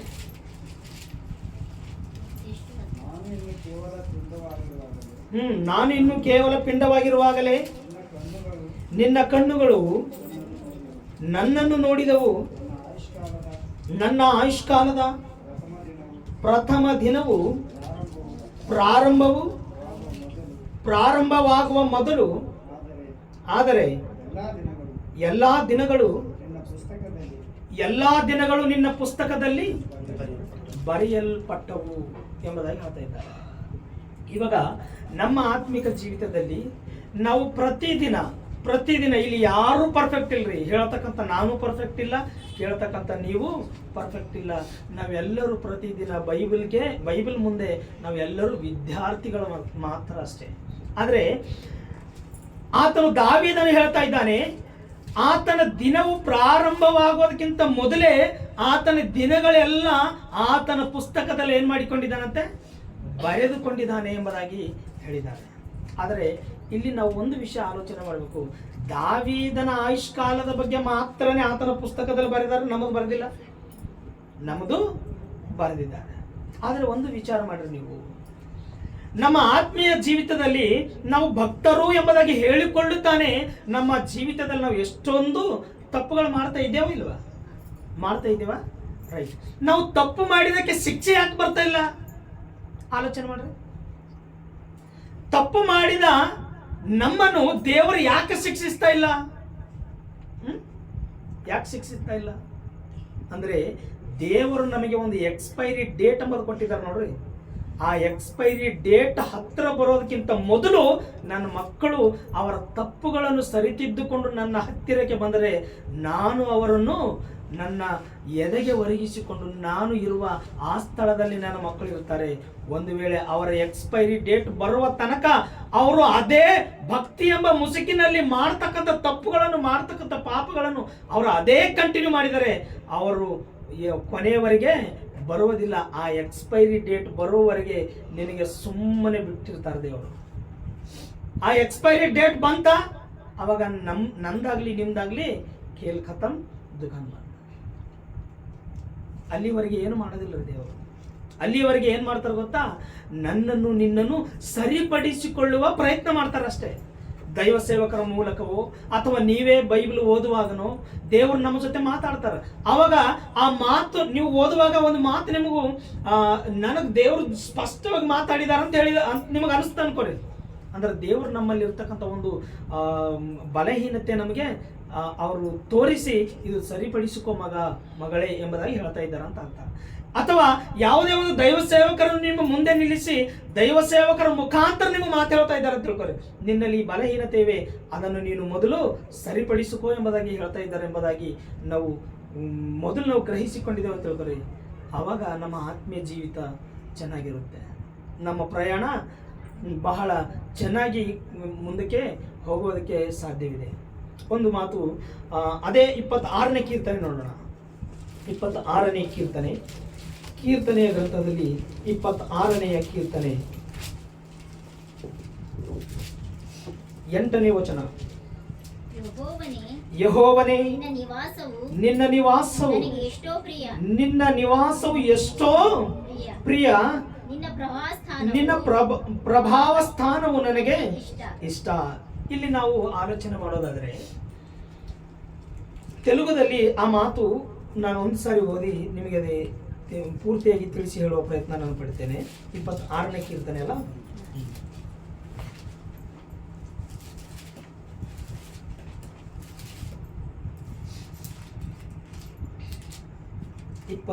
ನೇ ಕೀರ್ತನೆ 8ನೇ ವಚನ. ಯೆಹೋವ నీ నివాస మందిరము నీ తేజో మహిమ నిలుచు స్థలమును నేను ಪ್ರೇಮಿಂಚುచున్నాను. ಅಂದರೆ ಇಲ್ಲಿ ಕನ್ನಡದಲ್ಲಿಯೂ ಸಹ ಹೇಗಿದೆ ಒಂದು ಸಾರಿ ಓಡ್ತೀನಿ ನೋಡ್ರಿ. ಯೆಹೋವನೇ ನಿನ್ನ ನಿವಾಸವು ನನಗೆ ಎಷ್ಟೋ ಪ್ರಿಯ. ಅಂದರೆ ದೇವರು ನಿವಸಿಸ್ತಕ್ಕಂಥ ಸ್ಥಾನದ ಮೇಲೆ ಆತನಿಗೆ ಏನಾಗಿದೆ ಅಂತ ಪ್ರೀತಿ ಜಾಸ್ತಿ ಆಗಿದೆ ಅಂತ. ದೇವರ ನಿವಾಸ ಸ್ಥಳ. ಇವಾಗ ನಮ್ಮ ದೇಹವೇ ದೇವರ ಆಲಯ, ನಮ್ಮ ದೇಹವೇ ದೇವರ ಆಲಯ. ಇದು ಯಾವುದರ ಪ್ರಕಾರ? ಹೊಸ ಒಡಂಬಡಿಕೆಯ ಪ್ರಕಾರ ನಮ್ಮ ದೇಹವೇ ದೇವಾಲಯ. ಆದರೆ ದೇವರು ಅವಾಗ ಎಲ್ಲಿ ನಿವಸಿಸ್ತಾ ಇದ್ರು? ಮಂದಿರದಲ್ಲಿ ಆತನು ನಿವಸಿಸ್ತಾ ಇದ್ದನು. ಅಂದರೆ ದಾವೀದನೇ ಹೇಳ್ತಾ ಇದ್ದಾನೆ ಏನಂತ ಗೊತ್ತಾ? ದೇವರೇ ನೀನು ನಿವಸಿಸ್ತಕ್ಕಂಥ ಸ್ಥಳದ ಮೇಲೆ ನಾನು ಪ್ರೀತಿ ಜಾಸ್ತಿ ಇಟ್ಟುಕೊಂಡಿದ್ದೇನೆ. ಅಂದರೆ ದಾವೀದನು ಅರಸನಾಗಿ ಸಿಂಹಾಸನದ ಮೇಲೆ ಕುಳಿತುಕೊಂಡು ಜನರ ಒಳ್ಳೆಯದು ಕೆಟ್ಟದ್ದು ಆಲೋಚನೆ ಮಾಡ್ತಾ ಇಲ್ವಾ? ಆತನಿಗೆ ಒಳ್ಳೆಯದು ಕೆಟ್ಟದ್ರ ಬಗ್ಗೆ ಆಲೋಚನೆ ಮಾಡುವ ಜವಾಬ್ದಾರಿ ಯಾರ ಮೇಲಿದೆ ರೀ? ಅರಸನೇ. ದಾವೀದನು ಅರಸನಾಗಿದ್ದಾನಲ್ಲ. ಅರಸನಾಗಿರ್ತಕ್ಕಂಥ ದಾವೀದ ಎಷ್ಟು ಬ್ಯುಸಿ ಆಗಿರ್ಬೋದು. ಆ ಬ್ಯುಸಿ ಪರ್ಸನ್ ಆಗಿರ್ತಕ್ಕಂಥ ಆ ದಾವೀದನ ಹೇಳ್ತಾ ಇದ್ದಾನೆ, ನಿನ್ನ ಮಂದಿರದ ಮೇಲೆ ನನಗೆ ಎಷ್ಟೋ ಪ್ರೀತಿ ಅಂತ ಹೇಳ್ತಾ ಇದ್ದಾನೆ. ಮಂದಿರದ ಮೇಲೆ ಅಂದರೆ ದೇವರಿಗೆ ಆತನು ಸಮಯ ಕೊಡ್ತಾ ಇದ್ದಾನೆ ನೋಡ್ರಿ. ದೇವರಿಗೆ ಆತನ ಏನ್ ಕೊಡ್ತಾ ಇದ್ದಾನೆ? ಸಮಯ ಕೊಡ್ತಾ ಇದ್ದಾನೆ. ದಾವೀದನು ಭಕ್ತನು ಎಂದು ಯಾಕೆ ಅಂದುಕೊಂಡಾನೆ ಅಂದರೆ ಹೇಳಿಕೊಳ್ತಾ ಇದ್ದಾನೆ. ನಾವು ಭಕ್ತಿಹೀನರ ಸ್ಥಿತಿಯಲ್ಲಿ ಯಾಕಿದ್ದೇವ್ರಿ? ಒಂದ್ಸರಿ ಆಲೋಚನೆ ಮಾಡಿ. ಅವರು ಭಕ್ತರು ಎಂಬುದಾಗಿ ನಾವು ಹೇಳ್ತಾ ಇದ್ದೀವಿ. ಆದರೆ ಇವತ್ತು ನಮ್ಮ ಪರಿಸ್ಥಿತಿ ನಾವೇ ಆಲೋಚನೆ ಮಾಡಿಕೊಂಡ್ರೆ ನಾವು ಭಕ್ತಿಹೀನರ ಪರಿಸ್ಥಿತಿಯಲ್ಲಿ ಇದ್ದ ಹಾಗೆ ನಮಗೆ ಕಾಣಿಸ್ತಾ ಇಲ್ವಾ? ಆಲೋಚನೆ ಮಾಡೋದು ಸರ್. ದಾವೀದನು ಇನ್ನೇನು ಹೇಳ್ತಾ ಇದ್ದಾನೋ ಒಂದ್ಸರಿ 103ನೇ ಕೀರ್ತನೆ ನೋಡ್ರಿ. ಕೀರ್ತನೆಯ ಗ್ರಂಥ 103ನೇ ಕೀರ್ತನೆ 103ನೇ ಕೀರ್ತನೆ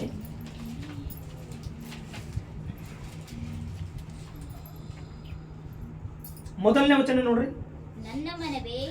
ನನ್ನ ಮನವೇ ಯೆಹೋವನನ್ನು ಕೊಂಡಾಡು, ನನ್ನ ಸರ್ವೇಂದ್ರಿಗಳೇ ಆತನ ಪವಿತ್ರ ನಾಮವನ್ನು ಕೀರ್ತಿಸಿರಿ. ನನ್ನ ಮನವೇ ಯೆಹೋವನನ್ನು ಕೊಂಡಾಡು, ಆತನ ಉಪಕಾರಗಳಲ್ಲಿ ಒಂದನ್ನು ಮರೆಯಬೇಡ ಎಂದರೆ. ದಾವೀದನು ಯಾರ ಜೊತೆ ಮಾತಾಡ್ತಾ ಇದ್ದಾನ್ರಿ? ಚೆನ್ನಾಗಿ ಓದ ನೋಡ್ರಿ ಒಂದ್ಸರಿ. ದಾವೀದನು ಯಾರ ಜೊತೆ ಮಾತಾಡ್ತಾ ಇದ್ದಾನೆ ಅಲ್ಲಿ? ತನ್ನ ಜೊತೆ ತಾನೇ ಮಾತಾಡ್ಕೊಳ್ತಾ ಇದ್ದಾನೆ. ಏನಂತ? ನನ್ನ ಮನವೇ ಯೆಹೋವನನ್ನು ಕೊಂಡಾಡು ಅಂತ ಹೇಳಿ ಇನ್ನೊಂದು ಪದ ಅಂತ ಇದ್ದಾನೆ ನೋಡ್ರಿ. ಸರ್ವೇಂದ್ರಿಗಳೇ ಆತನ ಪರಿಶುದ್ಧ ನಾಮವನ್ನು ಕೀರ್ತಿಸಿರಿ. ಅಂದ್ರೆ ಸರ್ವೇಂದ್ರಿಗಳಂದ್ರೆ ಏನ್ರಿ? ನಮ್ಮ ಅವಯವಗಳೆಲ್ಲಕ್ಕೂ ಆತನ ಏನು ಹೇಳ್ತಾ ಇದ್ದಾನೆ? ಕೈಗೆ ಹೇಳ್ತಾ ಇದ್ದಾನೆ, ಕಾಲಿಗೂ ಹೇಳ್ತಾ ಇದ್ದಾನೆ, ಕಣ್ಣಿಗೂ ಹೇಳ್ತಾ ಇದ್ದಾನೆ, ಬಾಯಿಗೂ ಹೇಳ್ತಾ ಇದ್ದಾನೆ. ಏನಂತ? ಆತನನ್ನು ಸ್ತುತಿಸಿರಿ, ಆತನನ್ನು ಸ್ತುತಿಸಿರಿ ಎಂಬುದಾಗಿ. ಅಂದ್ರೆ ದಾವೀದನ ಅರಸನಲ್ವಾ, ಆ ಅರಸನಾದ ದಾವೀದನಿಗೆ ಎಷ್ಟೋ ಬಿಸಿ ಪರ್ಸನ್ ಅಲ್ಲ, ಆ ಎಷ್ಟೋ ಬಿಸಿ ಪರ್ಸನ್ ಆದಂತ ದಾವೀದನು ದೇವರಿಗೆ ಆರಾಧನೆ ಮಾಡುವುದಕ್ಕೆ ಆತನಿಗೆ ಹೆಂಗ್ ಸಮಯ ಸಿಗಲತ್ತದ? ದೇವರನ್ನು ಸ್ತುತಿಸುವುದಕ್ಕೆ, ದೇವರನ್ನು ಕೊಂಡಾಡುವುದಕ್ಕೆ ಆತನಿಗೆ ಹೆಂಗ್ ಸಮಯ ಸಿಗ್ತಾ ಇತ್ತಿರ್ಬಹುದು? ನಾವು ದಾವೀದನಕ್ಕಿಂತ ಬಿಸಿ ಪರ್ಸನ್ ಅಲ್ಲ, ಅದಕ್ಕೆ ನಮಗೆ ಸಮಯ ಸಿಗ್ತಾ ಇಲ್ಲ ಅಲ್ಲ. ಇನ್ನೊಂದು ಪದ, ಅದ್ಭುತವಾದ ಪದ ಹೇಳಿದಾನೆ ನೋಡ್ರಲ್ಲಿ. ನನ್ನ ಮನವೇ ಯೆಹೋವನನ್ನು ಕೊಂಡಾಡು, ಆತನ ಉಪಕಾರಗಳಲ್ಲಿ ಒಂದನ್ನು ಮರಿಬೇಡ ಅಂತ ಹೇಳಿದಾನೆ ನೋಡ್ರಿ. ದೇವರು ನಮಗೆ ದೇವರು ಇಷ್ಟು ಉಪಕಾರ ಮಾಡಿದ್ದಾನೆ ಎಂಬುದಾಗಿ ಯಾರಾದ್ರೂ ಹೇಳ್ತೀರಾ? ದೇವರು ನನ್ನ ಜೀವಿತದಲ್ಲಿ ಇಷ್ಟು ಉಪಕಾರ ಮಾಡಿದ್ದಾನೆ ಎಂಬುದಾಗಿ ಯಾರಾದ್ರೂ ಹೇಳ್ತೀರಾ? ಹೋಗ್ಲಿ, ಎಷ್ಟು ಮಾಡಿದ್ದಾರೆ? ಎಷ್ಟು ಮಾಡಿರ್ಬೋದು? ಲೆಕ್ಕ ಇದ್ದಾರೆ? ಲೆಕ್ಕ ಇಲ್ಲದಷ್ಟು ಉಪಕಾರ ಮಾಡಿದ್ದಾನೆ. ಇವಾಗ ನಾನು ನಿಮಗೆ ಕೇಳ್ತಾ ಇದ್ದೀನಿ, ದಾವೀದನು ಹೇಳ್ತಾ ಇದ್ದಾನೆ, ಆತನು ಮಾಡಿರುವ ಉಪಕಾರದಲ್ಲಿ ಒಂದನ್ನು ಮರಿಬೇಡ ಅಂತ ಹೇಳ್ತಾ ಇದ್ದಾನೆ. ಆತನ ಮನಸ್ಸಿನ ಜೊತೆ ಆತನೇ ಮಾತಾಡಿಕೊಳ್ಳುತ್ತಾ ಹೇಳ್ತಾ ಇದ್ದಾನೆ, ಒಂದನ್ನೂ ಮರಿಬೇಡ ಅಂತ ಹೇಳ್ತಾ ಇದ್ದಾನೆ. ನಾವೆಷ್ಟು ಮರ್ತೋಗಿದ್ದೇವೆ? ಮರ್ತೋಗಿದ್ದೇವ? ಇಲ್ಲ. ಅರಸನಾದ ದಾವೀದನೇನೋ ದೇವರು ಮಾಡಿರುವ ಉಪಕಾರಗಳಲ್ಲಿ ಒಂದನ್ನೂ ಮರಿತಾ ಇಲ್ಲ. ನಾವು ಪ್ರತಿದಿನ ಮರೆತು ಹೋಗ್ತೇವೆ.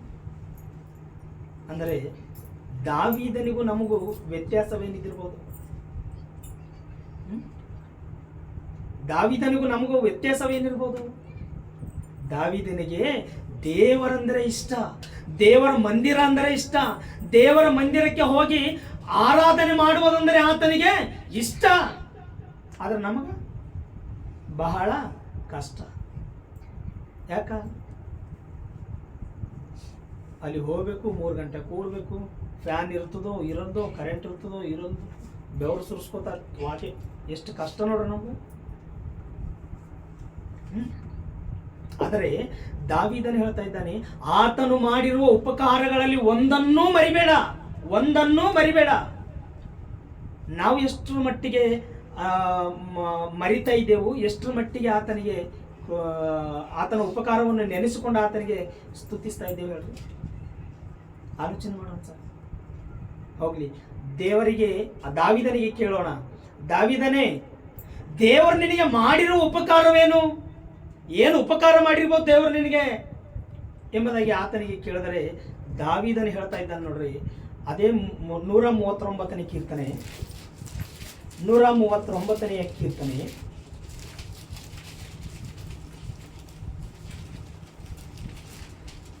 139ನೇ ಕೀರ್ತನೆ 14ನೇ ವಚನ ನೋಡಿ.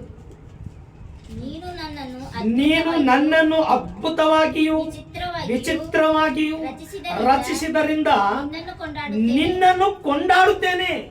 ಇವಾಗ ದಾವೀದನಿಗೆ ನಾವು ಕೇಳಿದೇವೆ ಅಂತ ಹೇಳ್ತಾರೆ. ಏನಂತ? ದಾವೀದನೇ, ದೇವರಿಗೆ ನೀನು ಯಾಕೆ ಕೊಂಡಾಡ್ತಾ ಇದ್ದಿ ಎಂಬುದಾಗಿ ಆತನಿಗೆ ಕೇಳಿದರೆ ದಾವೀದನ ಏನ್ ಹೇಳ್ತಾ ಇದ್ದಾನಲ್ಲಿ? ದಾವೀದನ ಏನ್ ಹೇಳ್ತಾ ಇದ್ದಾನೆ?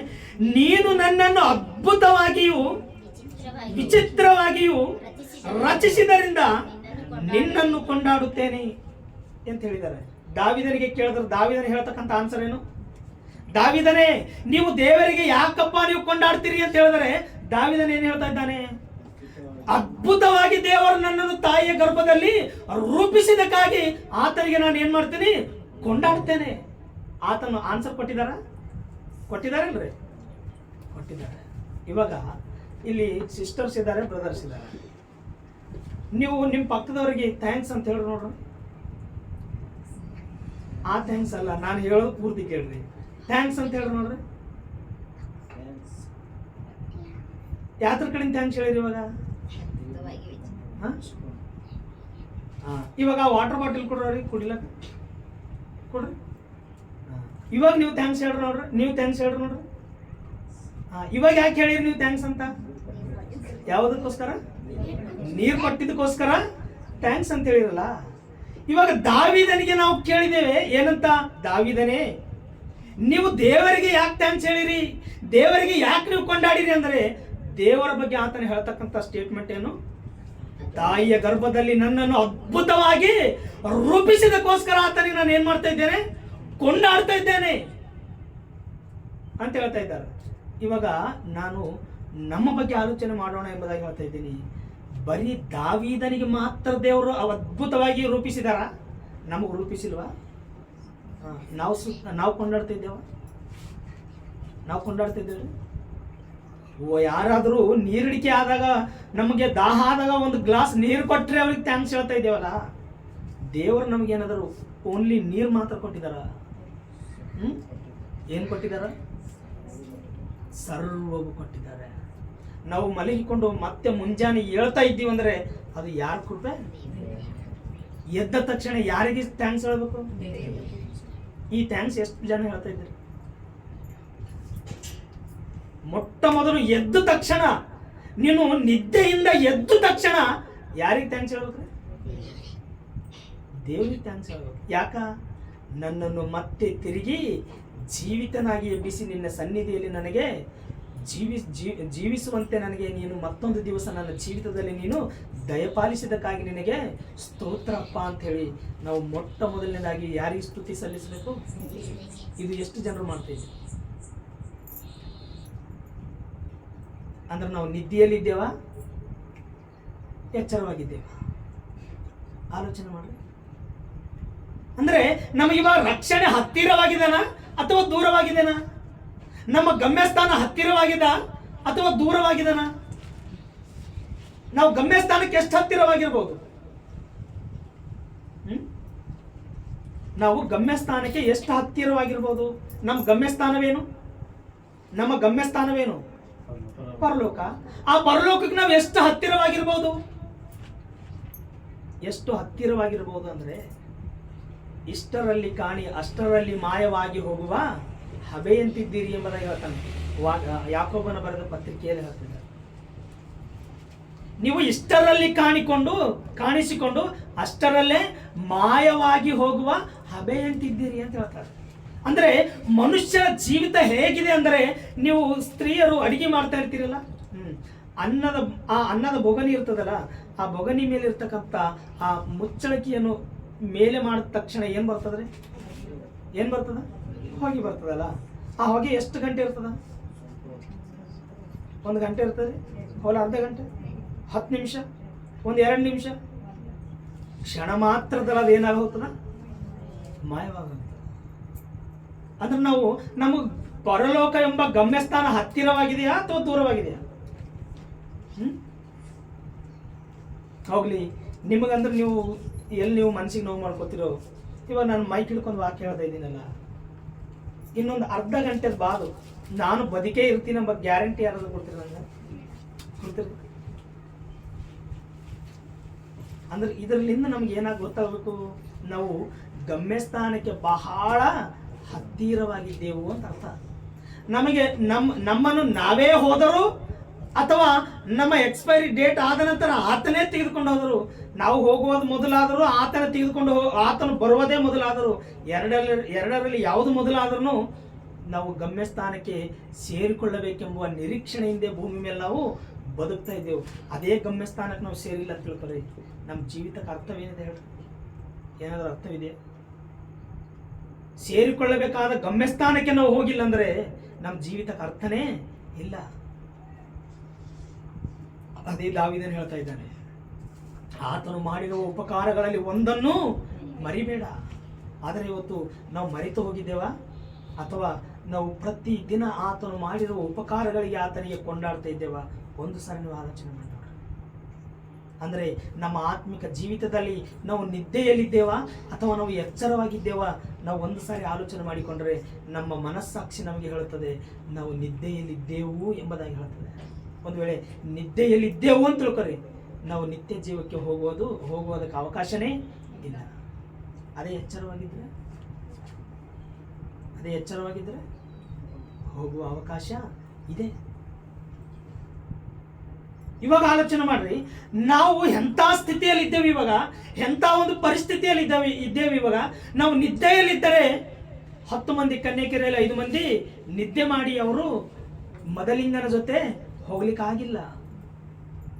ಆದರೆ 5 ಜನ ಎಚ್ಚರವಾಗಿದ್ದಾರೆ ಅಂದರೆ 5 ಮಂದಿ ನಿಜವಾಗ್ಲೂ ನಿದ್ದೆ ಹೋಗಿದ್ದಾರೆ, 5 ಮಂದಿ ಎಚ್ಚರವಾಗಿ ಬರುವ ತನಕ ಕಾಯ್ದುಕೊಂಡು ಕುಂತಿದ್ದಾರೆ ಅಂತ ಅರ್ಥನ? ಅದ್ರದ್ದು ಅಲ್ಲ.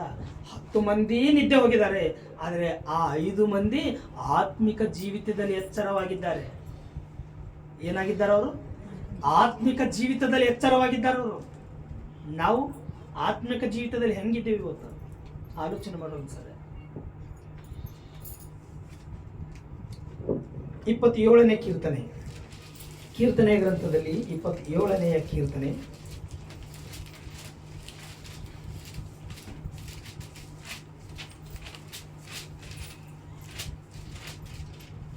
27ನೇ ಕೀರ್ತನೆ 4ನೇ ವಚನ ನೋಡೋಣ.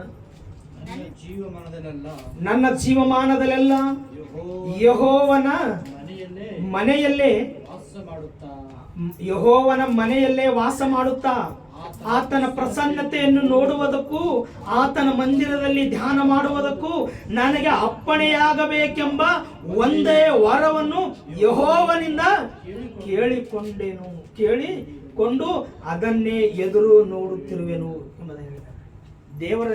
ದಾವೀದನು ದೇವರಲ್ಲಿ ಒಂದು ವರವನ್ನು ಕೇಳಿಕೊಳ್ತಾ ಇದ್ದಾನಂತ. ಏನಂತ ವರ? ನನ್ನ ಜೀವಮಾನವೆಲ್ಲ ನಾನು ಎಲ್ಲಿರ್ಬೇಕಂತ ಕೇಳ್ಕೊಳ್ತಾ ಇದ್ದಾನ? ದೇವರ ಮನೆಯಲ್ಲಿ ಅಂದ್ರೆ ಆತನ ನಿವಸಿಸ್ತಕ್ಕಂಥ ಸ್ಥಳದಲ್ಲಿ ನಾನು ನನ್ನ ಜೀವಮಾನವೆಲ್ಲ ನಾನು ಅಲ್ಲೇ ಇರಬೇಕು. ಆ ವರ ನನಗೆ ಕೊಡು ದೇವರೇ ಎಂಬುದಾಗಿ ಕೇಳ್ತಾ ಇದ್ದಾರೆ. ಅಂತ ಒಂದು ಆಸಕ್ತಿ ನಮಗೆ ಅದರ ಇವತ್ತು. ಅಂತ ಒಂದು ಆಸಕ್ತಿ ನಮಗದ. ನಾವು ಜೀವಮಾನವೆಲ್ಲ ಪಕ್ಕದಲ್ಲಿ ಇಡೋಣ. ಈ 3 ಗಂಟೆ ಸಮಯವಾದರೂ ಸರಿಯಾದ ಸಮಯಕ್ಕೆ ಹೋಗಿ ಸರಿಯಾಗಿ ಆ 3 ಗಂಟೆ ನಿನಗೆ ಹೃದಯಪೂರ್ವಕವಾಗಿ ನಿನಗೆ ಆರಾಧಿಸುವ ಆ ಭಾಗ್ಯ ನನಗೆ ಕೊಡು ದೇವರೇ ಎಂಬುದಾಗಿ ನಾವು ಪ್ರಾರ್ಥನೆ ಮಾಡ್ತೇವೆ.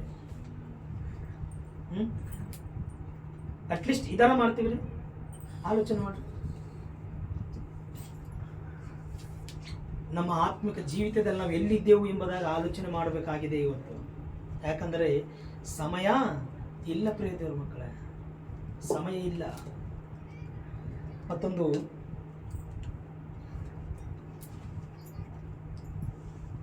122ನೇ ಕೀರ್ತನೆ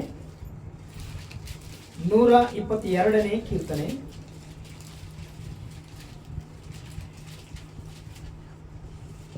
ಮೊದಲನೇ ವಚನ ನೋಡಿಕೊಳ್ಳೋಣ. ಯೆಹೋವನ ಮಂದಿರಕ್ಕೆ ಹೋಗೋಣ ಬಾ ಎಂದು ಜನರು ನನ್ನನ್ನು ಕರೆದಾಗ ನನಗೆ ಸಂತೋಷವಾಯಿತು. ಯಾಕ? ದಾವೀದನು ಮಂದಿರಕ್ಕೆ ಹೋಗಲ್ಲ, ನಂಗೆ ಮನೆ ಕುಂತಿನ ಕಡೆಯಿಂದ ಯಾರೋ ಬಂದು ಕರೆದರೂ ಸಂತೋಷವಾಯಿತಾ? ಇಲ್ಲಿಯವರೆಗೆ ದಾವೀದನ ಬಗ್ಗೆ ನಾವು ಏನೆಂದು ತಿಳಿದುಕೊಂಡಿದ್ದೇವೆ ನೋಡ್ರಿ. ಆದರೆ ಯಾರೋ ಜನರು ಆತನ ಹತ್ತಿರಕ್ಕೆ ಬಂದು ದಾವೀದನೇ ದೇವರ ಮಂದಿರಕ್ಕೆ ಹೋಗೋಣ ಬಾ ಎಂದು ಕರೆದಾಗ ಆತನಿಗೆ ಏನಾಗ್ತದಂತ? ಯಾಕ? ಈತನ ಏನಾದ್ರು ಒಂದು ವಾರ ಹೋಗಲ್ದಂಗೆ ಮನೆಗೆ ಉಳ್ದನ? 1-2 ದಿವಸ ಏನಾದ್ರು ದೇವರು ಸ್ತುತಿ ಮಾಡದ ಹಾಗೆ ಏನಾದ್ರು ಮನೆಯಲ್ಲಿ ಇದ್ದುಕೊಂಡಾರ? ಯಾಕೆ ಸಂತೋಷವಾಯ್ತತ್ತ?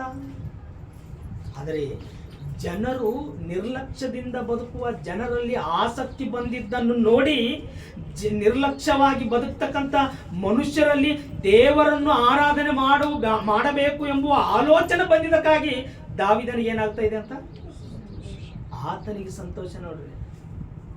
ನೋಡಿದಿಲ್ಲ, ಆತನಿಗಿರುವ ಸಂತೋಷ ನಮಗಿರ್ತಕ್ಕಂಥ ಸಂತೋಷ ನೋಡ್ರಿ. ನಾವು ಒಬ್ಬರೇ ಬರ್ತೀವಿ, ಆದರೆ ಪಕ್ಕದವರಿಗೆ ಬಾ ಅಂತ ಬಿ ಕರೆಯೋದಿಲ್ಲ. ನಮ್ಮ ಭಕ್ತಿ ಜೀವಿತ ಇದೆ. ಒಂದು ಸಾರಿ ದಾವೀದನಿಗೆ ಇನ್ನು ಯಾವುದರ ಮೇಲೆ ಆಸಕ್ತಿ ಇದೆಯೋ ಆ ದಾವೀದನ ಬಗ್ಗೆ ಇನ್ನೊಂದು ಮಾತು ನೋಡೋಣ. ಇನ್ನು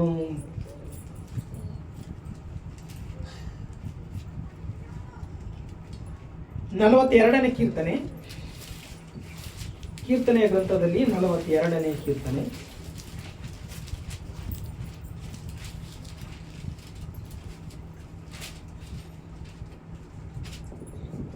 ಮೊದಲನೇ ವಚನ. ದೇವರೇ, ಬಾಯಾರಿದ ಜಿಂಕೆಯು ನೀರಿನ ತೊರೆಗಳು ಹೇಗೋ ಹಾಗೆಯೇ ನನ್ನ ಮನವು ನಿನ್ನನ್ನು ಬಯಸುತ್ತದೆ. ನನ್ನ ಮನಸ್ಸು ದೇವರಿಗಾಗಿ ಚೈತನ್ಯ ಸ್ವರೂಪನಾದ ದೇವರಿಗಾಗಿ ಹಾರೈಸುತ್ತದೆ. ನಾನು ಯಾವಾಗ ಹೋಗಿ ದೇವರ ಸನ್ನಿಧಿಯಲ್ಲಿ ಕ್ವಶನ್ ಮಾರ್ಕ್ ಹಾಕೊಳ್ತಾ ಇದ್ದ ನೋಡ್ರಿ. ದಾವೀದನು ತನ್ನ ಬಗ್ಗೆ ಮಾತಾಡ್ಕೊಳ್ತಾ ತನ್ನನ್ನು ತಾನೇ ಒಂದು ಕ್ವಶನ್ ಮಾರ್ಕ್ ಹಾಕಿಕೊಂಡಿದ್ದಾನೆ. ಏನಂತ? ನಾನು ಯಾವಾಗ ಹೋಗಿ ದೇವರ ಸನ್ನಿಧಿಯಲ್ಲಿ ಇರುತ್ತೇನೋ ಎಂಬುದಾಗಿ ತನ್ನನ್ನು ತಾನೇ ಪ್ರಶ್ನೆ ಹಾಕಿಕೊಳ್ತಾ ಇದ್ದಾನೆ ನೋಡ್ರಿ. ಈ ಪ್ರಶ್ನೆ ಯಾವಾಗ ಬರ್ತದೆ ರೀ? ಈ ಪ್ರಶ್ನೆ ಯಾವಾಗ ಬರ್ತದೆ? ಉದಾಹರಣೆಗಾಗಿ ಒಂದು ಉದಾಹರಣೆ ಹೇಳ್ತೀನಿ ಕೇಳ್ರಿ. ನೀವು ಒಂದು ಕಂಪನಿಯಲ್ಲಿ ಡ್ಯೂಟಿ ಮಾಡ್ತಾ ಇದ್ದೀರ ಅಂತ ಹೇಳ್ತಾರೆ.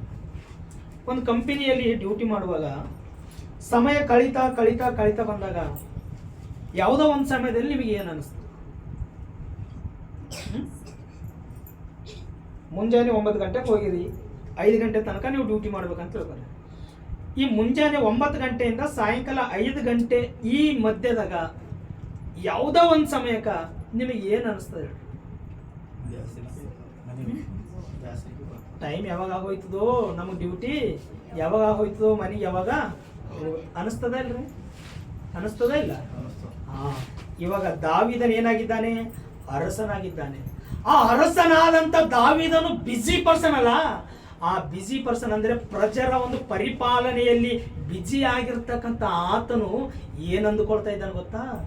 ನಾನು ಪ್ರಜೆಗಳಿಗೆ ಮಾತ್ರ ಪ್ರಜರ ಬಗ್ಗೆ ಆಲೋಚನೆ ಮಾಡಿಕೊಳ್ತಾ ನಾನು ನನ್ನ ದೇವರನ್ನು ಸ್ತುತಿಸುವುದಕ್ಕೆ, ನಾನು ದೇವರನ್ನು ಕೊಂಡಾಡುವುದಕ್ಕೆ, ದೇವರ ಸನ್ನಿಧಿಯಲ್ಲಿ ಸಮಯ ಕಳೆಯುವುದಕ್ಕೆ ನನಗೆ ಸಮಯ ಸಿಗ್ತಾ ಇಲ್ಲ ಎಂಬುವ ರೀತಿಯಲ್ಲಿ ಆತನು ಏನು ಹೇಳ್ತಾ ಇದ್ದಾನೆ?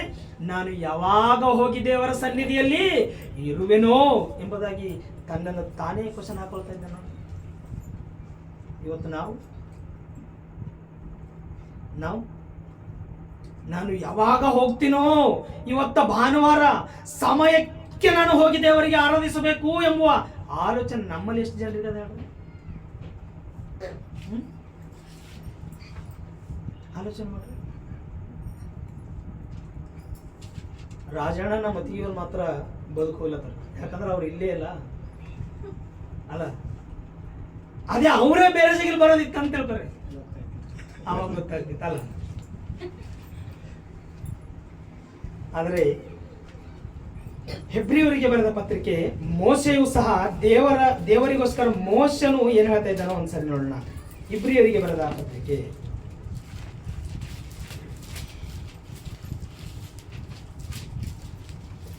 ಇಬ್ರಿಯರಿಗೆ ಬರೆದ ಪತ್ರಿಕೆ 11ನೇ ಅಧ್ಯಾಯ 24ನೇ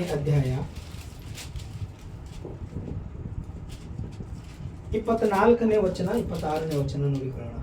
ಮೋಶೆ ದೊಡ್ಡವನಾದ ಮೇಲೆ ಫರೋಹನ ಕುಮಾರ್ತೆಯ ಮಗನೆನಿಸಿಕೊಳ್ಳುವುದು ಬೇಡವೆಂದು, ಮೋಶೆ ದೊಡ್ಡವನಾದ ಮೇಲೆ ಫರೋಹನ ಕುಮಾರ್ತೆಯ ಮಗನೆನ್ನಿಸಿಕೊಳ್ಳುವುದು ಬೇಡವೆಂದು ನಂಬಿಕೆಯಿಂದಲೇ ಸ್ವಲ್ಪ ಕಾಲ ಪಾಪ ಭೋಗಗಳನ್ನು ಅನುಭವಿಸೋದಕ್ಕಿಂತ ದೇವರ ಜನರೊಂದಿಗೆ ಕಷ್ಟವನ್ನು ಅನುಭವಿಸುವುದೇ ಒಳ್ಳೆಯದೆಂದು ತೀರ್ಮಾನಿಸಿಕೊಂಡನು. ಐಗುಪ್ತ ದೇಶದ ಸರ್ವ ಐಶ್ವರ್ಯಕ್ಕಿಂತಲೂ ಕ್ರಿಸ್ತನ ನಿಮಿತ್ತವಾಗಿ ಉಂಟಾಗುವ ನಿಂದೆಯೇ ಶ್ರೇಷ್ಠ ಭಾಗ್ಯವೆಂದು ಎಣಿಸಿಕೊಂಡನು.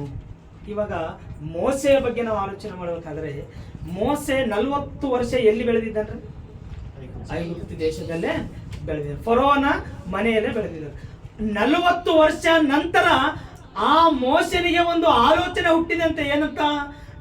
ಆತನ ಇಸ್ರಾಯೇಲ್ ಪ್ರಜರನ್ನು ನೋಡಬೇಕೆಂಬ ಆಲೋಚನೆ ಹುಟ್ಟಿದಾಗ ಆ ಇಸ್ರಾಯೇಲ್ ಪ್ರಜರಿಗೆ ನೋಡಬೇಕೆಂಬುದಾಗಿ ಆತನು ಹೋಗುವ ಅಷ್ಟರಲ್ಲಿ ಇಸ್ರಾಯೇಲ್ ಪ್ರಜರಲ್ಲಿ ಒಬ್ಬನು ಮತ್ತು ಆ ಐಗುಪ್ತ ದೇಶದಲ್ಲಿ ಇರ್ತಕ್ಕಂಥ ಆ ಇಬ್ಬರ ವ್ಯಕ್ತಿಯ ಮಧ್ಯೆ ಜಗಳ ಆದಾಗ ಒಬ್ಬನಿಗೆ ಆತನ ಏನು ಮಾಡ್ತಾನೆ?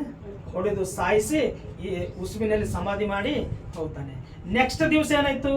ಇಬ್ಬರು ಈ ಸಹೋದರನೇ ಹೊಡೆದುಕೊಳ್ಳುವಾಗ ಅವಾಗ ನೀವು ಸಹೋದರರು ನೀವ್ಯಾಕೆ ಹೊಡ್ಕೊಳ್ತಾ ಇದ್ದೀರಿ ಅಂದಾಗ ಅವರಲ್ಲಿ ಒಬ್ಬನ ಏನಂದನ, ನೀನು ನಿನ್ನ ಐಗುಪ್ತಿಯವನನ್ನು ಹೊಡೆದು ನೀನು ಸಾಯಿಸಿದ ಪ್ರಕಾರ ನೀನು ನಮ್ಮನ್ನು ಸಹ ಹಾಗೆ ಮಾಡ್ತೀಯಾ ಎಂದು ಕೇಳಿದಾಗ ಆ ಮೋಸೆಗೆ ಏನಾಯ್ತು? ಓಹೋ, ಈ ಒಂದು ವಿಷಯ ಇವ್ರಿಗೆ ಗೊತ್ತಾಗಿದೆ ಅಂದರೆ ರಾಜ್ಯ ಹೇಳಿದ್ರೆ ನನ್ನನ್ನು ಸಾಯಿಸ್ತಾರೇನೋ ಎಂಬ ಒಂದು ಅಂಜಿಕೆಯಿಂದ ಆತನು 40 ವರ್ಷ ಮತ್ತೆ ಹೋಗ್ತಾರೆ.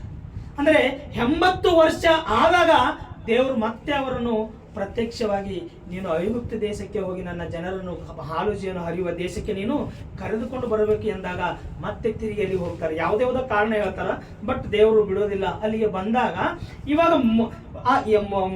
ಆ ಫರೋಹನ ಮಗಳು ಯಾರಾದರೂ ಮೋಸೆಗೆ ಬೆಳೆಸಲಿಕ್ಕೆ ತೆಗೆದುಕೊಂಡಾಳು. ಅವಳು ಏನಂತ ಇದ್ದಾಳ್ರಿ ಅಲ್ಲಿ? ನೀನು ಒಂದು ಸಾರಿ ನನಗೆ ಅಮ್ಮ ಎಂದು ಕರಿ, ಈ ಸಿಂಹಾಸನದ ಮೇಲೆ ನೀನೇ ಕುಳಿತುಕೊಂಡು ನಿನ್ನ ರಾಜ್ಯವನ್ನು ನೀನೇ ಪರಿಪಾಲಿಸು. ಬಟ್ ನೀವು ಒಂದೇ ಒಂದು ಕೆಲಸ ಏನು ಗೊತ್ತಾ? ಅಮ್ಮ ಎಂದು ಕರಿ ಸಾಕಷ್ಟೇ ಅಂತ ಕೇಳ್ತಾ ಇದ್ದಾಳೆ. ಆಗ ಮೋಸೆ ಏನಂತ ಇದ್ದಾನೆ? ನಿನಗೆ ಅಮ್ಮ ಎನ್ನಿಸುವುದಕ್ಕಿಂತ, ಅಮ್ಮ ಎಂದು ಕರೆಯೋದಕ್ಕಿಂತ ದೇವರ ಪ್ರಜೆಗಳ ಜೊತೆ ಕಷ್ಟ ಅನುಭವಿಸುವುದೇ ನನಗೆ ಮೇಲು. ಸ್ವಲ್ಪ ಕಾಲ ಪಾಪ ಭೋಗ ಅಂದರೆ ಈ ಸಿಂಹಾಸನದ ಮೇಲೆ ನನ್ನ ಕಣ್ಣ ಮುಂದೆ ಎಷ್ಟೋ ಜನರು ಕುಳಿತಿದ್ದಾರೆ, ಎಷ್ಟೋ ಜನರು ಕಾಲ ಗರ್ಭದಲ್ಲಿ ಕಲಿತು ಹೋಗಿದ್ದಾರೆ. ನಾನು ಸಹ ಒಂದು ದಿವಸ ಕಾಲದ ಗರ್ಭದಲ್ಲಿ ಕಲಿತು ಹೋಗುವವನೇ. ಈ ಸಿಂಹಾಸನ ನನಗೆ ಯಾಕೆ? ಕ್ರಿಸ್ತನ ವಿಷಯವಾದ ನಿಂದೆನೇ ನನಗೆ ಬಹಳ ಶ್ರೇಷ್ಠವಾದದ್ದು ಎಂಬುದಾಗಿ ಮೋಸೆಯು ಹೇಳ್ತಾ ಇದ್ದಾನೆ. ಅಂದರೆ ದೇವರಿಗೆ ಅವರ ಜೀವಿತದಲ್ಲಿ ಕೊಡತಕ್ಕಂಥ ಮೊಟ್ಟ ಮೊದಲನೇ ಸ್ಥಾನ ನೋಡ್ರಿ. ಅವರು ಭಕ್ತರು ಎಂದು ಯಾಕೆ ಅನಿಸ್ಕೊಳ್ತಾ ಇದ್ದಾರೆ ಅಂದರೆ ಅವರ ಜೀವಿತದಲ್ಲಿ ಅವರಿಗಂತೂ ಏನು ವಿಚಾರ ಮಾಡಿಲ್ಲ. ಅವರ ಜೀವಿತದಲ್ಲಿ ಅವರು ದೇವರಿಗೆ ಮೊಟ್ಟ ಮೊದಲನೇ ಸ್ಥಾನ ಕೊಟ್ಟಿದ್ದಾರೆ. ಅದಕ್ಕೆ ಅವರು ಭಕ್ತರಾಗಿದ್ದಾರೆ. ಇವತ್ತು ಮತ್ತೆ ನಾವು ಸಹ ಭಕ್ತರ ಅಲ್ವಾ? ನಾವು ಭಕ್ತ ಏನರ ಯಾರ ಮನಸ್ಸು ಅವ್ರಿಗೆ ಹೇಳ್ತಾ ಇದೆ ಏನಂತ? ಸಾಕು ಸುಮ್ಮನೆ ಕುಡಿ, ನೀನು ಭಾಳ ಭಕ್ತನು ಅಂತ. ಹೌದಾ? ಅಂದರೆ ಪರಲೋಕ ಯಾರಿಗೆ ಸಿಗ್ತದ? ಭಕ್ತಿಹೀನರಿಗೆ, ಭಕ್ತರಿಗೆ. ಇದು ನಮ್ಗೆ ಗೊತ್ತಿಲ್ಲ. ಗೊತ್ತಿದ್ದ ಮ್ಯಾಗ ನಮ್ಮಲ್ಲಿ ಭಕ್ತಿಹೀನತೆ ಯಾಕೆ ಬರಬೇಕು? ಆಲೋಚನೆ ಮಾಡ್ರಿ. ನಾನು ಅದೇ ನನಗನ್ನಿಸ್ತಾ ಇದೆ. ಅಂದ್ರೆ ನನ್ನ ಬಗ್ಗೆ ನಾನು ಹೇಳ್ಕೊಳ್ತಾ ಇದ್ದೇನೆ ಅಷ್ಟೇ. ನನಗೆ ಸಮಯ ಬಲಿಗೆ ಬಂದದೇನೋ ನನಗೆ ಗೊತ್ತಿಲ್ಲ. ನನ್ನ ಆತ್ಮ ಅಂತೂ ಪ್ರತಿದಿನ ನನ್ನ ಮನಸ್ಸು ನನಗೆ ಮಾತಾಡ್ತಾ ಇರ್ತದೆ. ನನಗೆ ಸಮಯ ಕಡಿಮೆ ಇದೆ, ನನ್ನ ಕೆಲಸ ನಾನು ಮುಗಿಸಬೇಕು ಎಂಬುದಾಗಿ ಪದೇ ಪದೇ ನನ್ನ ಆತ್ಮ ಮಾತ್ರ ನನಗೆ ಸಿಗ್ನಲ್ ಕೊಡ್ತಾನೆ ಇದೆ. ನಿಮಗೆ ಕೊಡ್ತಾ ಇದೆಯೋ ಇಲ್ವೋ ನನಗಂತೂ ಗೊತ್ತಿಲ್ಲ, ನನಗೆ ಮಾತ್ರ ಕೊಡ್ತಾನೆ ಇದೆ. ಆಲೋಚನೆ ಮಾಡೋದು ಸರ್. 84ನೇ ಕೀರ್ತನೆ ಗ್ರಂಥದಲ್ಲಿ 84ನೇ ಕೀರ್ತನೆ 84ನೇ ಕೀರ್ತನೆ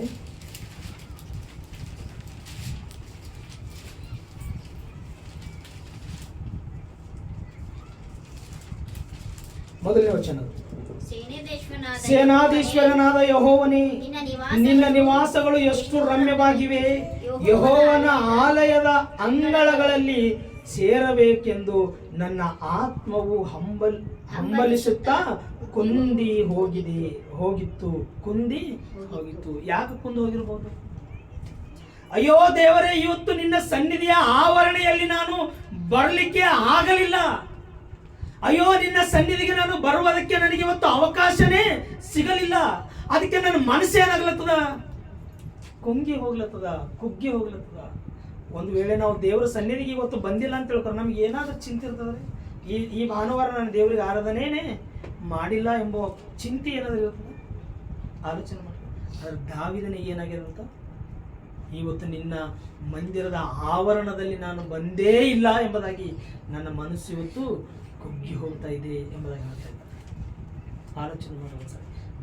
ಇದೆಲ್ಲ ನಿಮ್ಗೆ ಯಾಕೆ ಹೇಳ್ತಾ ಇದ್ದೇನೆ ಅಂದರೆ, ದೇವರಿಗೆ ನಾವು ಮೊಟ್ಟ ಮೊದಲನೇ ಸ್ಥಾನ ಕೊಟ್ಟಾಗ ಮಾತ್ರ ದೇವರು ನಮ್ಮ ಜೊತೆ ಸಹವಾಸ ಮಾಡುವುದಕ್ಕೆ ಇಷ್ಟಪಡಿತಾರೆ ಹೊರತು ನಮ್ಮಿಷ್ಟ ಬಂದಾಗ ನಾವು ಮಾಡಿದೆವು ಅಂತ ತಿಳ್ಕೊರಿ. ನಾವು ಮಾಡೋದು ಆರಾಧನೆನೇ, ಬಟ್ ನಾವು ನಿದ್ದೆ ಹೋಗಿ ಆರಾಧನೆ ಮಾಡ್ತಾ ಇದ್ದೆವು. ಏನು ಮಾಡ್ತಾ ಇದ್ದೆವು? ನಿದ್ದೆ ಹೋಗಿ ಆರಾಧನೆ ಮಾಡ್ತೇವೆ. ನಿದ್ದೆ ಹೋಗಿ ಆರಾಧನೆ ಮಾಡೋದಂದ್ರೆ ಏನ್ರಿ? ನಾವು ಮಲಗಿಕೊಂಡಿದ್ದೇವೆ ಅಂತ ತಿಳ್ಕೊರಿ. ನಾವು ಮಲಗಿಕೊಂಡಾಗ 1,00,000 ರೂಪಾಯಿ ನಮಗೆ ಸಿಕ್ಕ್ಯಾವ ಅಂತ ತಿಳ್ಕೊರಿ. ನಿದ್ದೆ ಎದ್ದಾಗ ಇರ್ತಾವ್ರಿ ಜೇಬಿನಾಗ? ನಿದ್ದೆಯಿಂದ ಎದ್ದಾಗ ಇರ್ತಾವ ಜೇಬಿನಾಗ? ಅಂದ್ರೆ ಆತ್ಮಿಕ ಜೀವಿತದಲ್ಲಿ ನಾವು ನಿದ್ದೆ ಹೋಗಿ ದೇವರಿಗೆ ಆರಾಧನೆ ಮಾಡಿದ್ದೇವೆ ಅಂತ ತಿಳ್ಕೊರಿ. ಆತ್ಮಿಕ ಜೀವಿತದಲ್ಲಿ ನಾವು ನಿದ್ದೆ ಹೋಗಿ ಆರಾಧನೆ ಮಾಡಿದ್ದೇವೆ ಅಂತ ತಿಳ್ಕೊರಿ. ಕಣ ತೆರೆದ ಮೇಲೆ ಪರಲೋಕ ಸಿಗ್ತದ? ಪರಲೋಕದಾಗ ಇದ್ದಂಗೆ ಫೀಲ್ ಐತೇವು ಅಷ್ಟೇ, ಬಟ್ ಪರಲೋಕ ಆಲೋಚನೆ ಮಾಡಿ. ಅಂದರೆ ನಾವು ದೇವರಿಗೆ ನಿಜವಾಗ್ಲೂ ಆರಾಧನೆ ಮಾಡತಕ್ಕಂಥ ಸಮಯ ನಾವು ಏನಾದರೂ ಇಟ್ಟುಕೊಂಡಿದ್ದೇವೋ ಅದರ ಮೇಲೆ ನಮಗೆ ಏನಿರಬೇಕು ಗೊತ್ತಾ? ಅದರ ಮೇಲೆ ಏನಿರ್ಬೇಕು ಗೊತ್ತಾ? ಸರಿಯಾದ ಸಮಯಕ್ಕೆ ನಾನು ಹೋಗಬೇಕು, ಸರಿಯಾಗಿ ದೇವರಿಗೆ ನಾನು ಮನಸ್ಫೂರ್ತಿಯಾಗಿ ದೇವರಿಗೆ ನಾನು ಕೃತಜ್ಞತಾ ಸ್ತುತಿಗಳನ್ನು ಸಲ್ಲಿಸಬೇಕು ಎಂಬುವ ಒಂದು ಆಲೋಚನೆ, ಆತುರತೆ, ಆ ಒಂದು ಮನಸ್ಸು ನಮಗಿತ್ತಂತ ತಿಳ್ಕೊರಿ.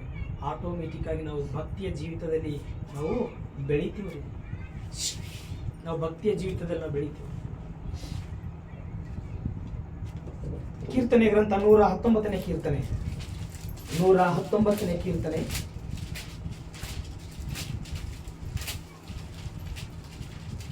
119ನೇ ಕೀರ್ತನೆ 74ನೇ ವಚನ. ನಿನ್ನಲ್ಲಿ ಭಯಭಕ್ತಿಯುಳ್ಳವರು ನನ್ನನ್ನು ನೋಡಿ ಸಂತೋಷಿಸಲಿ. ನಿನ್ನಲ್ಲಿ ಭಯಭಕ್ತಿಯುಳ್ಳವರು ನನ್ನನ್ನು ನೋಡಿ ಸಂತೋಷಿಸಲಿ.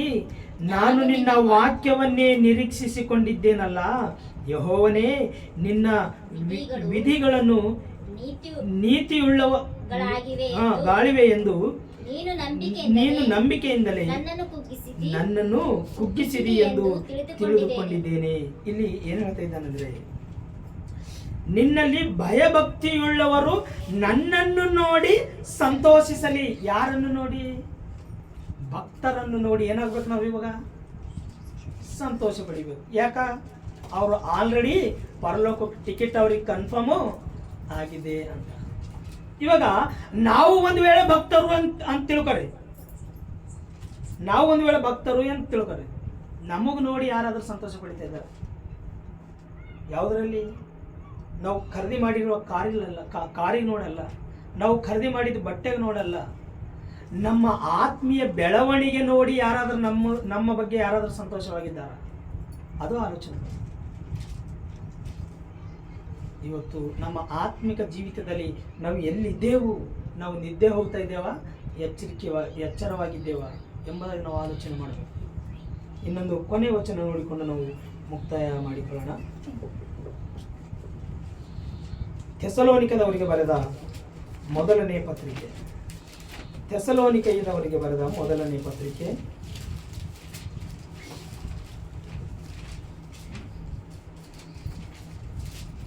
5ನೇ ಅಧ್ಯಾಯ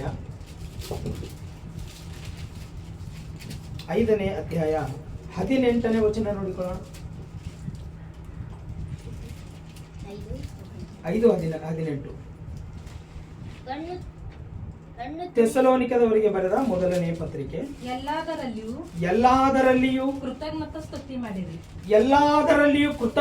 ಸ್ತುತಿ ಮಾಡಿರಿ. ಇದೇ ನಿಮ್ಮ ವಿಷಯವಾಗಿ ಕ್ರಿಸ್ತ ಯೇಸುವಿನಲ್ಲಿ ತೋರಿ ಬಂದ ದೇವರ ಚಿತ್ತ. ಅಲ್ಲಿ ಆಲೋಚನೆ ಮಾಡೋಣ. ಇಲ್ಲಿ 18ನೇ ವಚನದಲ್ಲಿ ಒಂದು ಮಾತು ಏನು ಹೇಳ್ತಾ ಇದ್ದಾರೆ ಅಂದ್ರೆ, ಎಲ್ಲಾದರಲ್ಲಿಯೂ ಕೃತಜ್ಞತಾ ಸ್ತುತಿ ಮಾಡಿರಿ. ಏನ್ ಮಾಡ್ಬೇಕಂತ? ಎಲ್ಲಾದರಲ್ಲಿಯೂ ಕೃತಜ್ಞತಾ ಸ್ತುತಿ ಮಾಡಿರಿ. ಎಲ್ಲಾದರಲ್ಲಿಯೂ ಅಂದ್ರೆ ಹೋಗ್ಲಿ, ನಾವು ಯಾವಾಗ ಕೃತಜ್ಞತಾ ಸ್ತುತಿ ಸಲ್ಲಿಸ್ತೇವ್ರಿ ದೇವರಿಗೆ? ಇದನ್ನು ಆಲೋಚನೆ ಮಾಡಿ ನಾವು ಮುಗಿಸ್ಕೊಳ್ಳೋಣ. ಆಲ್ರೆಡಿ ನಾನು ಎಲ್ಲ ನಮ್ಮ ದುಕಾನ್ ಎಲ್ಲ ಬಂದ್ ಮಾಡ್ಕೊಳ್ತಾ ಇದ್ದೀನಿ. ನಾವು ಯಾವಾಗ ದೇವರಿಗೆ ಕೃತಜ್ಞತಾ ಸ್ತುತಿ ಸಲ್ಲಿಸ್ತೇವೆ ಹೇಳ್ರಿ?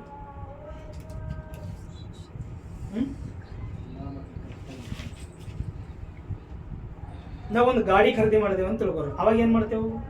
ದೇವರಿಗೆ ಕೃತಜ್ಞತಾ ಸ್ತುತಿ ಸಲ್ಲಿಸ್ತೇವೆ. ಒಂದು ಮನೆ ಕಟ್ಟಿಕೊಂಡಿದ್ದೇವೆ ಅಂತ ಹೇಳ್ತಾರೆ, ಅವಾಗ ಏನ್ ಮಾಡ್ತೇವೆ? ದೇವರಿಗೆ ಕೃತಜ್ಞತಾ ಸ್ತುತಿ ಸಲ್ಲಿಸ್ತೇವೆ.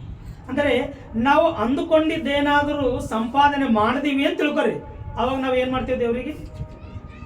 ಆದ್ರೆ ದೇವರು ಏನ್ ಹೇಳ್ತಾ ಇದ್ದಾನೆ ಅಲ್ಲಿ? ಎಲ್ಲದರಲ್ಲಿ ನೀವು ದೇವರಿಗೆ ಕೃತಜ್ಞತಾ ಸ್ತುತಿ, ಎಲ್ಲದರಲ್ಲಿ ಅಂದ್ರೆ ನೀವು ಸಂತೋಷವಿದ್ದಾಗ ಮಾತ್ರನ?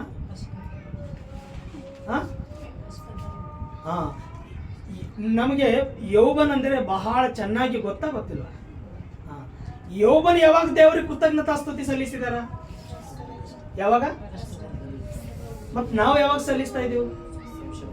ಯಾವಾಗ? ಸಂತೋಷವಾಗಿದ್ದಾರೆ. ಆಲ್ರೆಡಿ ದಾವೀದನು ಮಕ್ಕಳಿಗೆ ಕಳೆದುಕೊಂಡಿದ್ದಾನೆ, ಆಸ್ತಿ ಐಶ್ವರ್ಯ ಆತನಿಗೆ ಇದ್ದಂತ ಪ್ರತಿ ಒಂದು ಕಳೆದುಕೊಂಡಿದ್ದಾನೆ. ಕೊನೆ ಹಂತದಲ್ಲಿ ಅವನ ಆರೋಗ್ಯವನ್ನು ಸಹ ಕಳೆದುಕೊಂಡಿದ್ದಾನೆ. ಹೆಂಡತಿ ಬಂದು ಆತನಿಗೆ ಅಂತ ಇದ್ದಾಳೆ, ಇನ್ನು ನೀನು ಯಥಾರ್ಥದಿಂದನೇ ಇರ್ತೀಯ, ದೇವರನ್ನು ದೂಷಿಸಿ ನೀನು ಸಾಯಿ ಅಂದಾಗ ನೀನು ಮೂರ್ಖಳಂತೆ ಮಾತನಾಡಬೇಡ. ದೇವರೇ ಕೊಟ್ಟನು, ದೇವರೇ ತೆಗೆದುಕೊಂಡು ಹೋದನು, ದೇವರ ನಾಮಕ್ಕೆ ಕೃತಜ್ಞತಾ ಸ್ತುತಿಗಳನ್ನು ಸ್ತೋತ್ರವನ್ನು ಸಲ್ಲಿಸ್ತೇನೆ ಎಂಬುದಾಗಿ ಹೇಳಿದ್ದಾರೆ. ಯೋಬನು ಯಾವಾಗ ಸಲ್ಲಿಸಿದನು? ಆತನು ಕಷ್ಟದಲ್ಲಿದ್ದಾಗ ದೇವರಿಗೆ ಕೃತಜ್ಞತಾ ಸ್ತುತಿ ಸಲ್ಲಿಸಿದ್ದಾನೆ. ನಾವು ಯಾವಾಗ ಸಲ್ಲಿಸ್ತಾ ಇದ್ದೆವು? ನಮಗೆ ಎಲ್ಲ ಸಂತೋಷವಾಗಿದ್ದಾಗ ಮಾತ್ರ ದೇವರಿಗೆ ಕೃತಜ್ಞತಾ ಸ್ತುತಿ ಸಲ್ಲಿಸ್ತೇವೆ. ಆದ್ರೆ ದೇವರು ಹೇಳ್ತಾ ಇದ್ದಾನೆ, ಎಲ್ಲದರಲ್ಲಿಯೂ ನೀವು ದೇವರಿಗೆ ಏನ್ ಮಾಡ್ಬೇಕಂತ? ಕೃತಜ್ಞತಾ ಸ್ತುತಿ ಸಲ್ಲಿಸಿರಿ ಎಂಬುದಾಗಿ ಹೇಳ್ತಾ ಇದ್ದಾರೆ. ನಾವು ಡಾಕ್ಟರ್ ಹತ್ರ ಹೋಗ್ಬೇಕಂದ್ರೆ ನಾವು ಡಾಕ್ಟರ್ ಹತ್ರಕ್ಕೆ ಹೋಗ್ಬೇಕಂತ ತಿಳ್ಕೊರಿ. ನಾವು ಚೆನ್ನಾಗಿದ್ರೆ ಹೋಗ್ತೀವ್ರಿ, ಏನ್ ಬಂದಾಗ ಹೋಗ್ತೇವೆ ಡಾಕ್ಟರ್ ಬಳಿಗೆ? ನಮ್ಗೆ ಯಾವುದೋ ಒಂದು ವ್ಯಾಧಿ ಬಂದ್ರೆ ಡಾಕ್ಟರ್ ಹತ್ರಕ್ಕೆ ಹೋಗ್ತೇವೆ. ನಮ್ಮ ಜೀವಿತದಲ್ಲಿ ಕಷ್ಟ ಯಾಕೆ ಬರ್ತದ? ನಮ್ಮ ಜೀವಿತದಲ್ಲಿ ಕಷ್ಟಗಳು ಯಾಕೆ ಬರ್ತಾವ? ನಾವು ಸಂತೋಷದಲ್ಲಿದ್ದಾಗ ಏನ್ ಮಾಡ್ತೇವೆ ಅಂತ ಹೇಳಿದೆವು? ಇವಾಗ ಕೃತಜ್ಞತಾ ಸ್ತುತಿ ಸಲ್ಲಿಸ್ತೇವೆ ಅಂತ ಹೇಳಿದೆವು. ಅದು ಸುಳ್ಳು ಮಾತು ಗೊತ್ತಾ? ನಾವು ಯಾವುದಾದ್ರೂ ಕೊಂಡುಕೊಂಡ್ರು ಮಾತ್ರನೇ ಕೃತಜ್ಞತಾ ಸ್ತುತಿ ಹೇಳ್ತೇವೆ. ಸಂತೋಷದಾಗಿದ್ದಾಗ ಆತಗಾಸಲ್ಲಿ ನಾವು ಮರೆತೆ ಹೋಗ್ತೇವೆ. ಆಲೋಚನೆ ಮಾಡಿ. ನಾವು ಎಲ್ಲದರಲ್ಲಿ ಸಂತೋಷವಾಗಿದ್ದೇವೆ ಅಂತ ತಿಳ್ಕೊರಿ, ದೇವರು ನಮಗೆ ಜ್ಞಾಪಕ ಬರ್ತಾರ? ಜ್ಞಾಪಕ ಬರೋದಿಲ್ರಿ. ಯಾಕ? ಒಂದು ವಸ್ತು ಕೊಂಡುಕೊಂಡಿದ್ದೇವೆ ಅಂತ ತಿಳ್ಕೊರಿ, ಆ ವಸ್ತು ಪ್ರಾರಂಭ ಮಾಡ್ಬೇಕಂದ್ರೆ ನಮಗೊಂದು ಇರ್ತಕ್ಕಂಥ ಏನು ಭಯ ಏನು? ಒಂದು ಗಾಡಿ ತಗೊಂಡಿದೆ, ಇದಕ್ಕೆ ನಾನು ಇವಾಗ ಆಕ್ಸಿಡೆಂಟ್ ಆಗಲ್ದಂಗೆ ಇರ್ಬೇಕಂದ್ರೆ ಮೊದಲು ನಾನು ಏನು ಮಾಡ್ಬೇಕು? ಇವಾಗ ಪ್ರೇಯರ್ಲಿಂದ ಸ್ಟಾರ್ಟ್ ಮಾಡೋದು. ಅದಕ್ಕೆ ಕೃತಜ್ಞತೆ ಸಲ್ಲಿಸ್ತೇವೆ ಹೊರತು ಸಂತೋಷದಾಗಿದ್ದಾಗ ನಾವು ದೇವರಿಗೆ ಕೃತಜ್ಞತೆ ಸ್ತುತಿ ಸಲ್ಲಿಸೋದೇ ಇಲ್ಲ. ಆಲೋಚನೆ ಮಾಡಿ. ದೇವರು ಹೇಳ್ತಾ ಇದ್ದಾನೆ, ಎಲ್ಲದರಲ್ಲಿಯೂ ನೀವು ದೇವರಿಗೆ ಏನು ಮಾಡ್ಬೇಕಂತ? ಕೃತಜ್ಞತಾ ಸ್ತುತಿ ಸಲ್ಲಿಸಬೇಕು ಅಂತ ಹೇಳ್ತಾ ಇದ್ದಾರೆ. ಆದ್ರೆ ನಾವು ಯಾವಾಗ ಸಲ್ಲಿಸ್ತೇವೆ? ಸಂತೋಷದಾಗ ದೇವರಿಗೆ ಮರ್ತೋಗ್ತೇವೆ. ಕಷ್ಟ ಬಂದಾಗ ನಾವು ಮತ್ತೆ ಏನು ಕೇಳ್ತೇವೆ? ಅಲ್ಲಿ ನಮ್ಮ ಕಷ್ಟಗಳನ್ನು ತೆಗೆದು ಹಾಕುವಂತೆ ಅಂತೇವೆ ಹೊರತು ನಮಗೆ ಕಷ್ಟ ಇದ್ರೂ ಪರವಾಗಿಲ್ಲಪ್ಪ ಅಂತೇಳಿ ನಾವು ಪ್ರಾರ್ಥನೆ ಮಾಡ್ತೀವ. ಒಂದು ಮಗು ಅದಂತ ತಿಳ್ಕೊರಿ, ಆ ಮಗು ಜ್ವರ ಬಂತು ಅಂತ ತಿಳ್ಕೊ. ಜ್ವರ ಬಂದಾಗ ಆ ಮಗು ತಾಯಿ ಹತ್ರ ಇರ್ಬೇಕಂತ ಬೇಡ್ಕೊಳ್ತಾನ, ಅಥವಾ ನೀನು ಯಾಕಡ್ರ ಹೋಗಿ ಮಮ್ಮಿ ನಾನು ಬಿಟ್ಕೊಡು ಅಂತಾನ? ನನ್ನ ಬಲ್ಲೇ ಇರು ಮಮ್ಮಿ ಅಂತಾನೆ ಇಲ್ಲ. ಇದು ನಮಗೆ ಅರ್ಥ ಆದರೆ, ದೇವರು ನಮಗೆ ತಂದೆ ಆದರೆ, ನಾವು ಆತನಿಗೆ ಮಕ್ಕಳಾದರೆ, ನಮ್ಮ ಕಷ್ಟ ಕಾಲದಲ್ಲಿ ನೀನು ಎಲ್ಲಿರ್ಬೇಕು? ನನ್ನ ಹತ್ತಿರ ಇರೋ ಅಪ್ಪ ಅಂತ ನಾವು ಬೇಡ್ಕೊಳ್ತೇವ ಇಲ್ವಾ? ಅಂದ್ರೆ ನಾವು ಕಷ್ಟದಲ್ಲಿದ್ದಾಗೆ ದೇವ್ರ ಜೊತೆ ಸಹವಾಸ ಮಾಡುವುದು, ಅಂದ್ರೆ ಸಹವಾಸ ಮಾಡೋದಕ್ಕೆ ಅವಕಾಶ ಜಾಸ್ತಿ ಇದೆಯಾ? ಸಂತೋಷವಾಗಿದ್ದಾಗ ದೇವ್ರ ಜೊತೆ ಹೆಚ್ಚಾಗಿ ಸಹವಾಸ ಮಾಡ್ತೇವ? ನಮ್ಮ ಕಷ್ಟಗಳಿದ್ದಾಗೆ ದೇವ್ರ ಜೊತೆ ಹೆಚ್ಚಾಗಿ ನಾವು ಸಹವಾಸ ಮಾಡ್ತೇವೆ. ನಮ್ಮ ಕಷ್ಟಗಳಿದ್ದಾಗೆ ನಮ್ಮ ಮೊಳಕಾಲು ಕೆಳಗೆ ಊರ್ತಾವ, ಹೌದಾ ಇಲ್ವಾ? ಕಷ್ಟ ಇಲ್ಲ ಅಂತ ತಿಳ್ಕೊರಿ, ನಿಂತು ಪ್ರಾರ್ಥನೆ ಮಾಡ್ತೇವೆ. ಕಷ್ಟ ಬಂತ ಅನ್ಕೊರಿ, ಮೊಳಕಲ್ಲು ಊರಿ ಪ್ರಾರ್ಥನೆ ಮಾಡ್ತೇವೆ. ಇದು ನಮ್ಮ ಭಕ್ತಿ ಜೀವಿತ. ಆಲೋಚನೆ ಮಾಡಿ. ಇವತ್ತು ನಮ್ಮ ಆತ್ಮಿಕ ಜೀವಿತದಲ್ಲಿ ನಾವು ನಿದ್ದೆಯಲ್ಲಿದ್ದೇವೋ ಅಥವಾ ಎಚ್ಚರವಾಗಿದ್ದೇವೋ, ಒಂದು ಸಾರಿ ಯಾರಿಗೆ ಅವರು ಪರೀಕ್ಷೆ ಮಾಡಿಕೊಂಡು ನಾವು ನಿಜವಾಗಲೂ ದಾವೀದ ಭಕ್ತನ ಹಾಗೆ ದೇವರಿಗೆ ಮೊಟ್ಟ ಮೊದಲನೇ ಸ್ಥಾನವನ್ನು ಕೊಟ್ಟು ನಾವು ನಿತ್ಯ ಜೀವಕ್ಕೆ ಎಲ್ಲರೂ ಸೇರುವವರಾಗಿರಬೇಕೆಂಬುದಾಗಿ ನಿಮ್ಮೆಲ್ಲರಿಗೂ ವಾಕ್ಯದಿಂದ ಎಚ್ಚರಿಸುತ್ತಾ, ಅದೇ ವಾಕ್ಯದಿಂದ ನನ್ನನ್ನು ನಾನು ಎಚ್ಚರಿಸಿಕೊಳ್ಳುತ್ತಾ ಈ ಮಾತುಗಳನ್ನು ಮುಗಿಸುತ್ತೇನೆ. ಚಿಕ್ಕ ಪ್ರಾರ್ಥನೆ ಮಾಡಿಕೊಳ್ಳೋಣ. ಮಹೋನ್ನತನೇ ಸರ್ವಶಕ್ತನಾದ ತಂದೆಯಾದ ದೇವರೇ, ಇಲ್ಲಿಯವರೆಗೆ ನಿಮ್ಮ ಪರಿಶುದ್ಧ ಮಾತುಗಳನ್ನು ವಿವರಿಸಿ ಹೇಳಿದ್ದೇನಪ್ಪ. ಅದರಲ್ಲಿ ಒಂದು ವೇಳೆ ನನ್ನ ಸ್ವಂತ ಆಲೋಚನೆಯಿಂದ ನಾನು ಏನಾದರೂ ಮಾತಾಡಿದ್ದರೆ ದಯಮಾಡಿ ನನ್ನನ್ನು ಕ್ಷಮಿಸಬೇಕೆಂಬುದಾಗಿ ನಿಮಗೆ ಕೇಳಿಕೊಳ್ಳುತ್ತಿದ್ದೇನೆ. ಯಾರಿಗಾದರೂ ಹರ್ಟಾಗುವಂಥ ಮಾತುಗಳನ್ನು ಒಂದು ವೇಳೆ ನಾನು ಉದ್ದೇಶಪೂರ್ವಕ ಮಾತಾಡಿದ್ದರೆ ನನಗೆ ಕ್ಷಮಿಸಬೇಕೆಂಬುದಾಗಿ ಮತ್ತೊಂದು ಸಾರಿ ನಿಮಗೆ ನಿಮ್ಮ ಪಾದಗಳಿಗೆ ಬೇಡಿಕೊಳ್ಳುತ್ತಾ ನನ್ನನ್ನು ಕ್ಷಮಿಸಿರಿ ಎಂಬುದಾಗಿ ಕೇಳಿಕೊಳ್ಳುತ್ತಿದ್ದೇನಪ್ಪ. ಇಲ್ಲಿಯವರೆಗೆ ನಿಮ್ಮ ಜೀವ ಉಳ್ಳ ಗ್ರಂಥದಿಂದ ನಮ್ಮೆಲ್ಲರ ಜೊತೆ ನೀವು ಮಾತಾಡಿದ್ದಕ್ಕಾಗಿ ನಿಮಗೆ ಕೃತಜ್ಞತಾಸ್ತುತಿ ಸಲ್ಲಿಸ್ತಾ ಇದ್ದೇನಪ್ಪ. ಇಲ್ಲಿಯವರೆಗೆ ನಮಗೆ ಅದ್ಭುತವಾದ ರೀತಿಯಲ್ಲಿ ನಮ್ಮ ಭಕ್ತಿ ಜೀವಿತ ಹೇಗಿದೆ ಎಂಬುದಾಗಿ ಪರೀಕ್ಷಿಸಿಕೊಳ್ಳುವುದಕ್ಕೆ ನೀವು ನಮಗೆ ದಾರಿ ಮಾಡಿಕೊಟ್ಟಿದ್ದಕ್ಕಾಗಿ ನಿಮಗೆ ಸ್ತೋತ್ರ.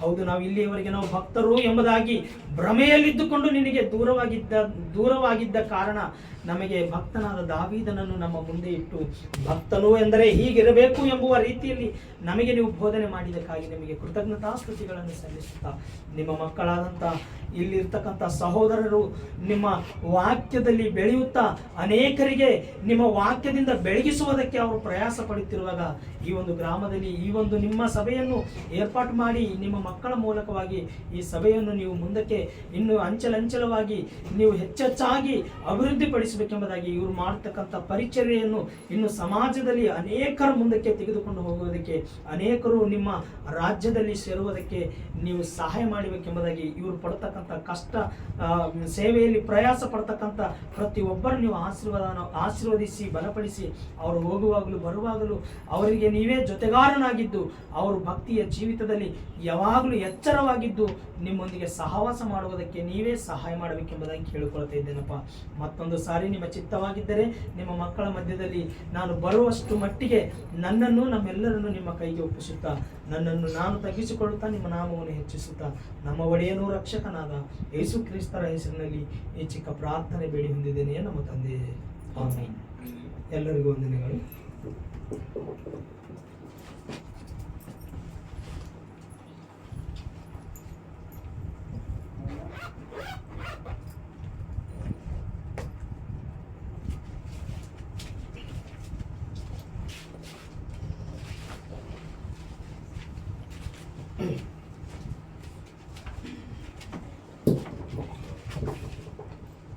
ವಾಕ್ಯ ಅರ್ಥ ಆಗಿದ್ರಿ? ಆಗ್ಯದ? ಓಕೆ, ಅರ್ಥ ಆದ್ರೆ ಸಂತೋಷ. ಅತಿ ಉತ್ತಮವಾಗಿ ದೇವರ ವಾಕ್ಯದಲ್ಲಿ ನಮ್ಮನ್ನು ನಡೆಸಿದ್ದಕ್ಕಾಗಿ ಅವರಿಗೂ ಯೇಸು ಕ್ರಿಸ್ತರ ನಾಮದಲ್ಲಿ ಮತ್ತೊಂದು ಆವರ್ತಿ ವಂದನೆ.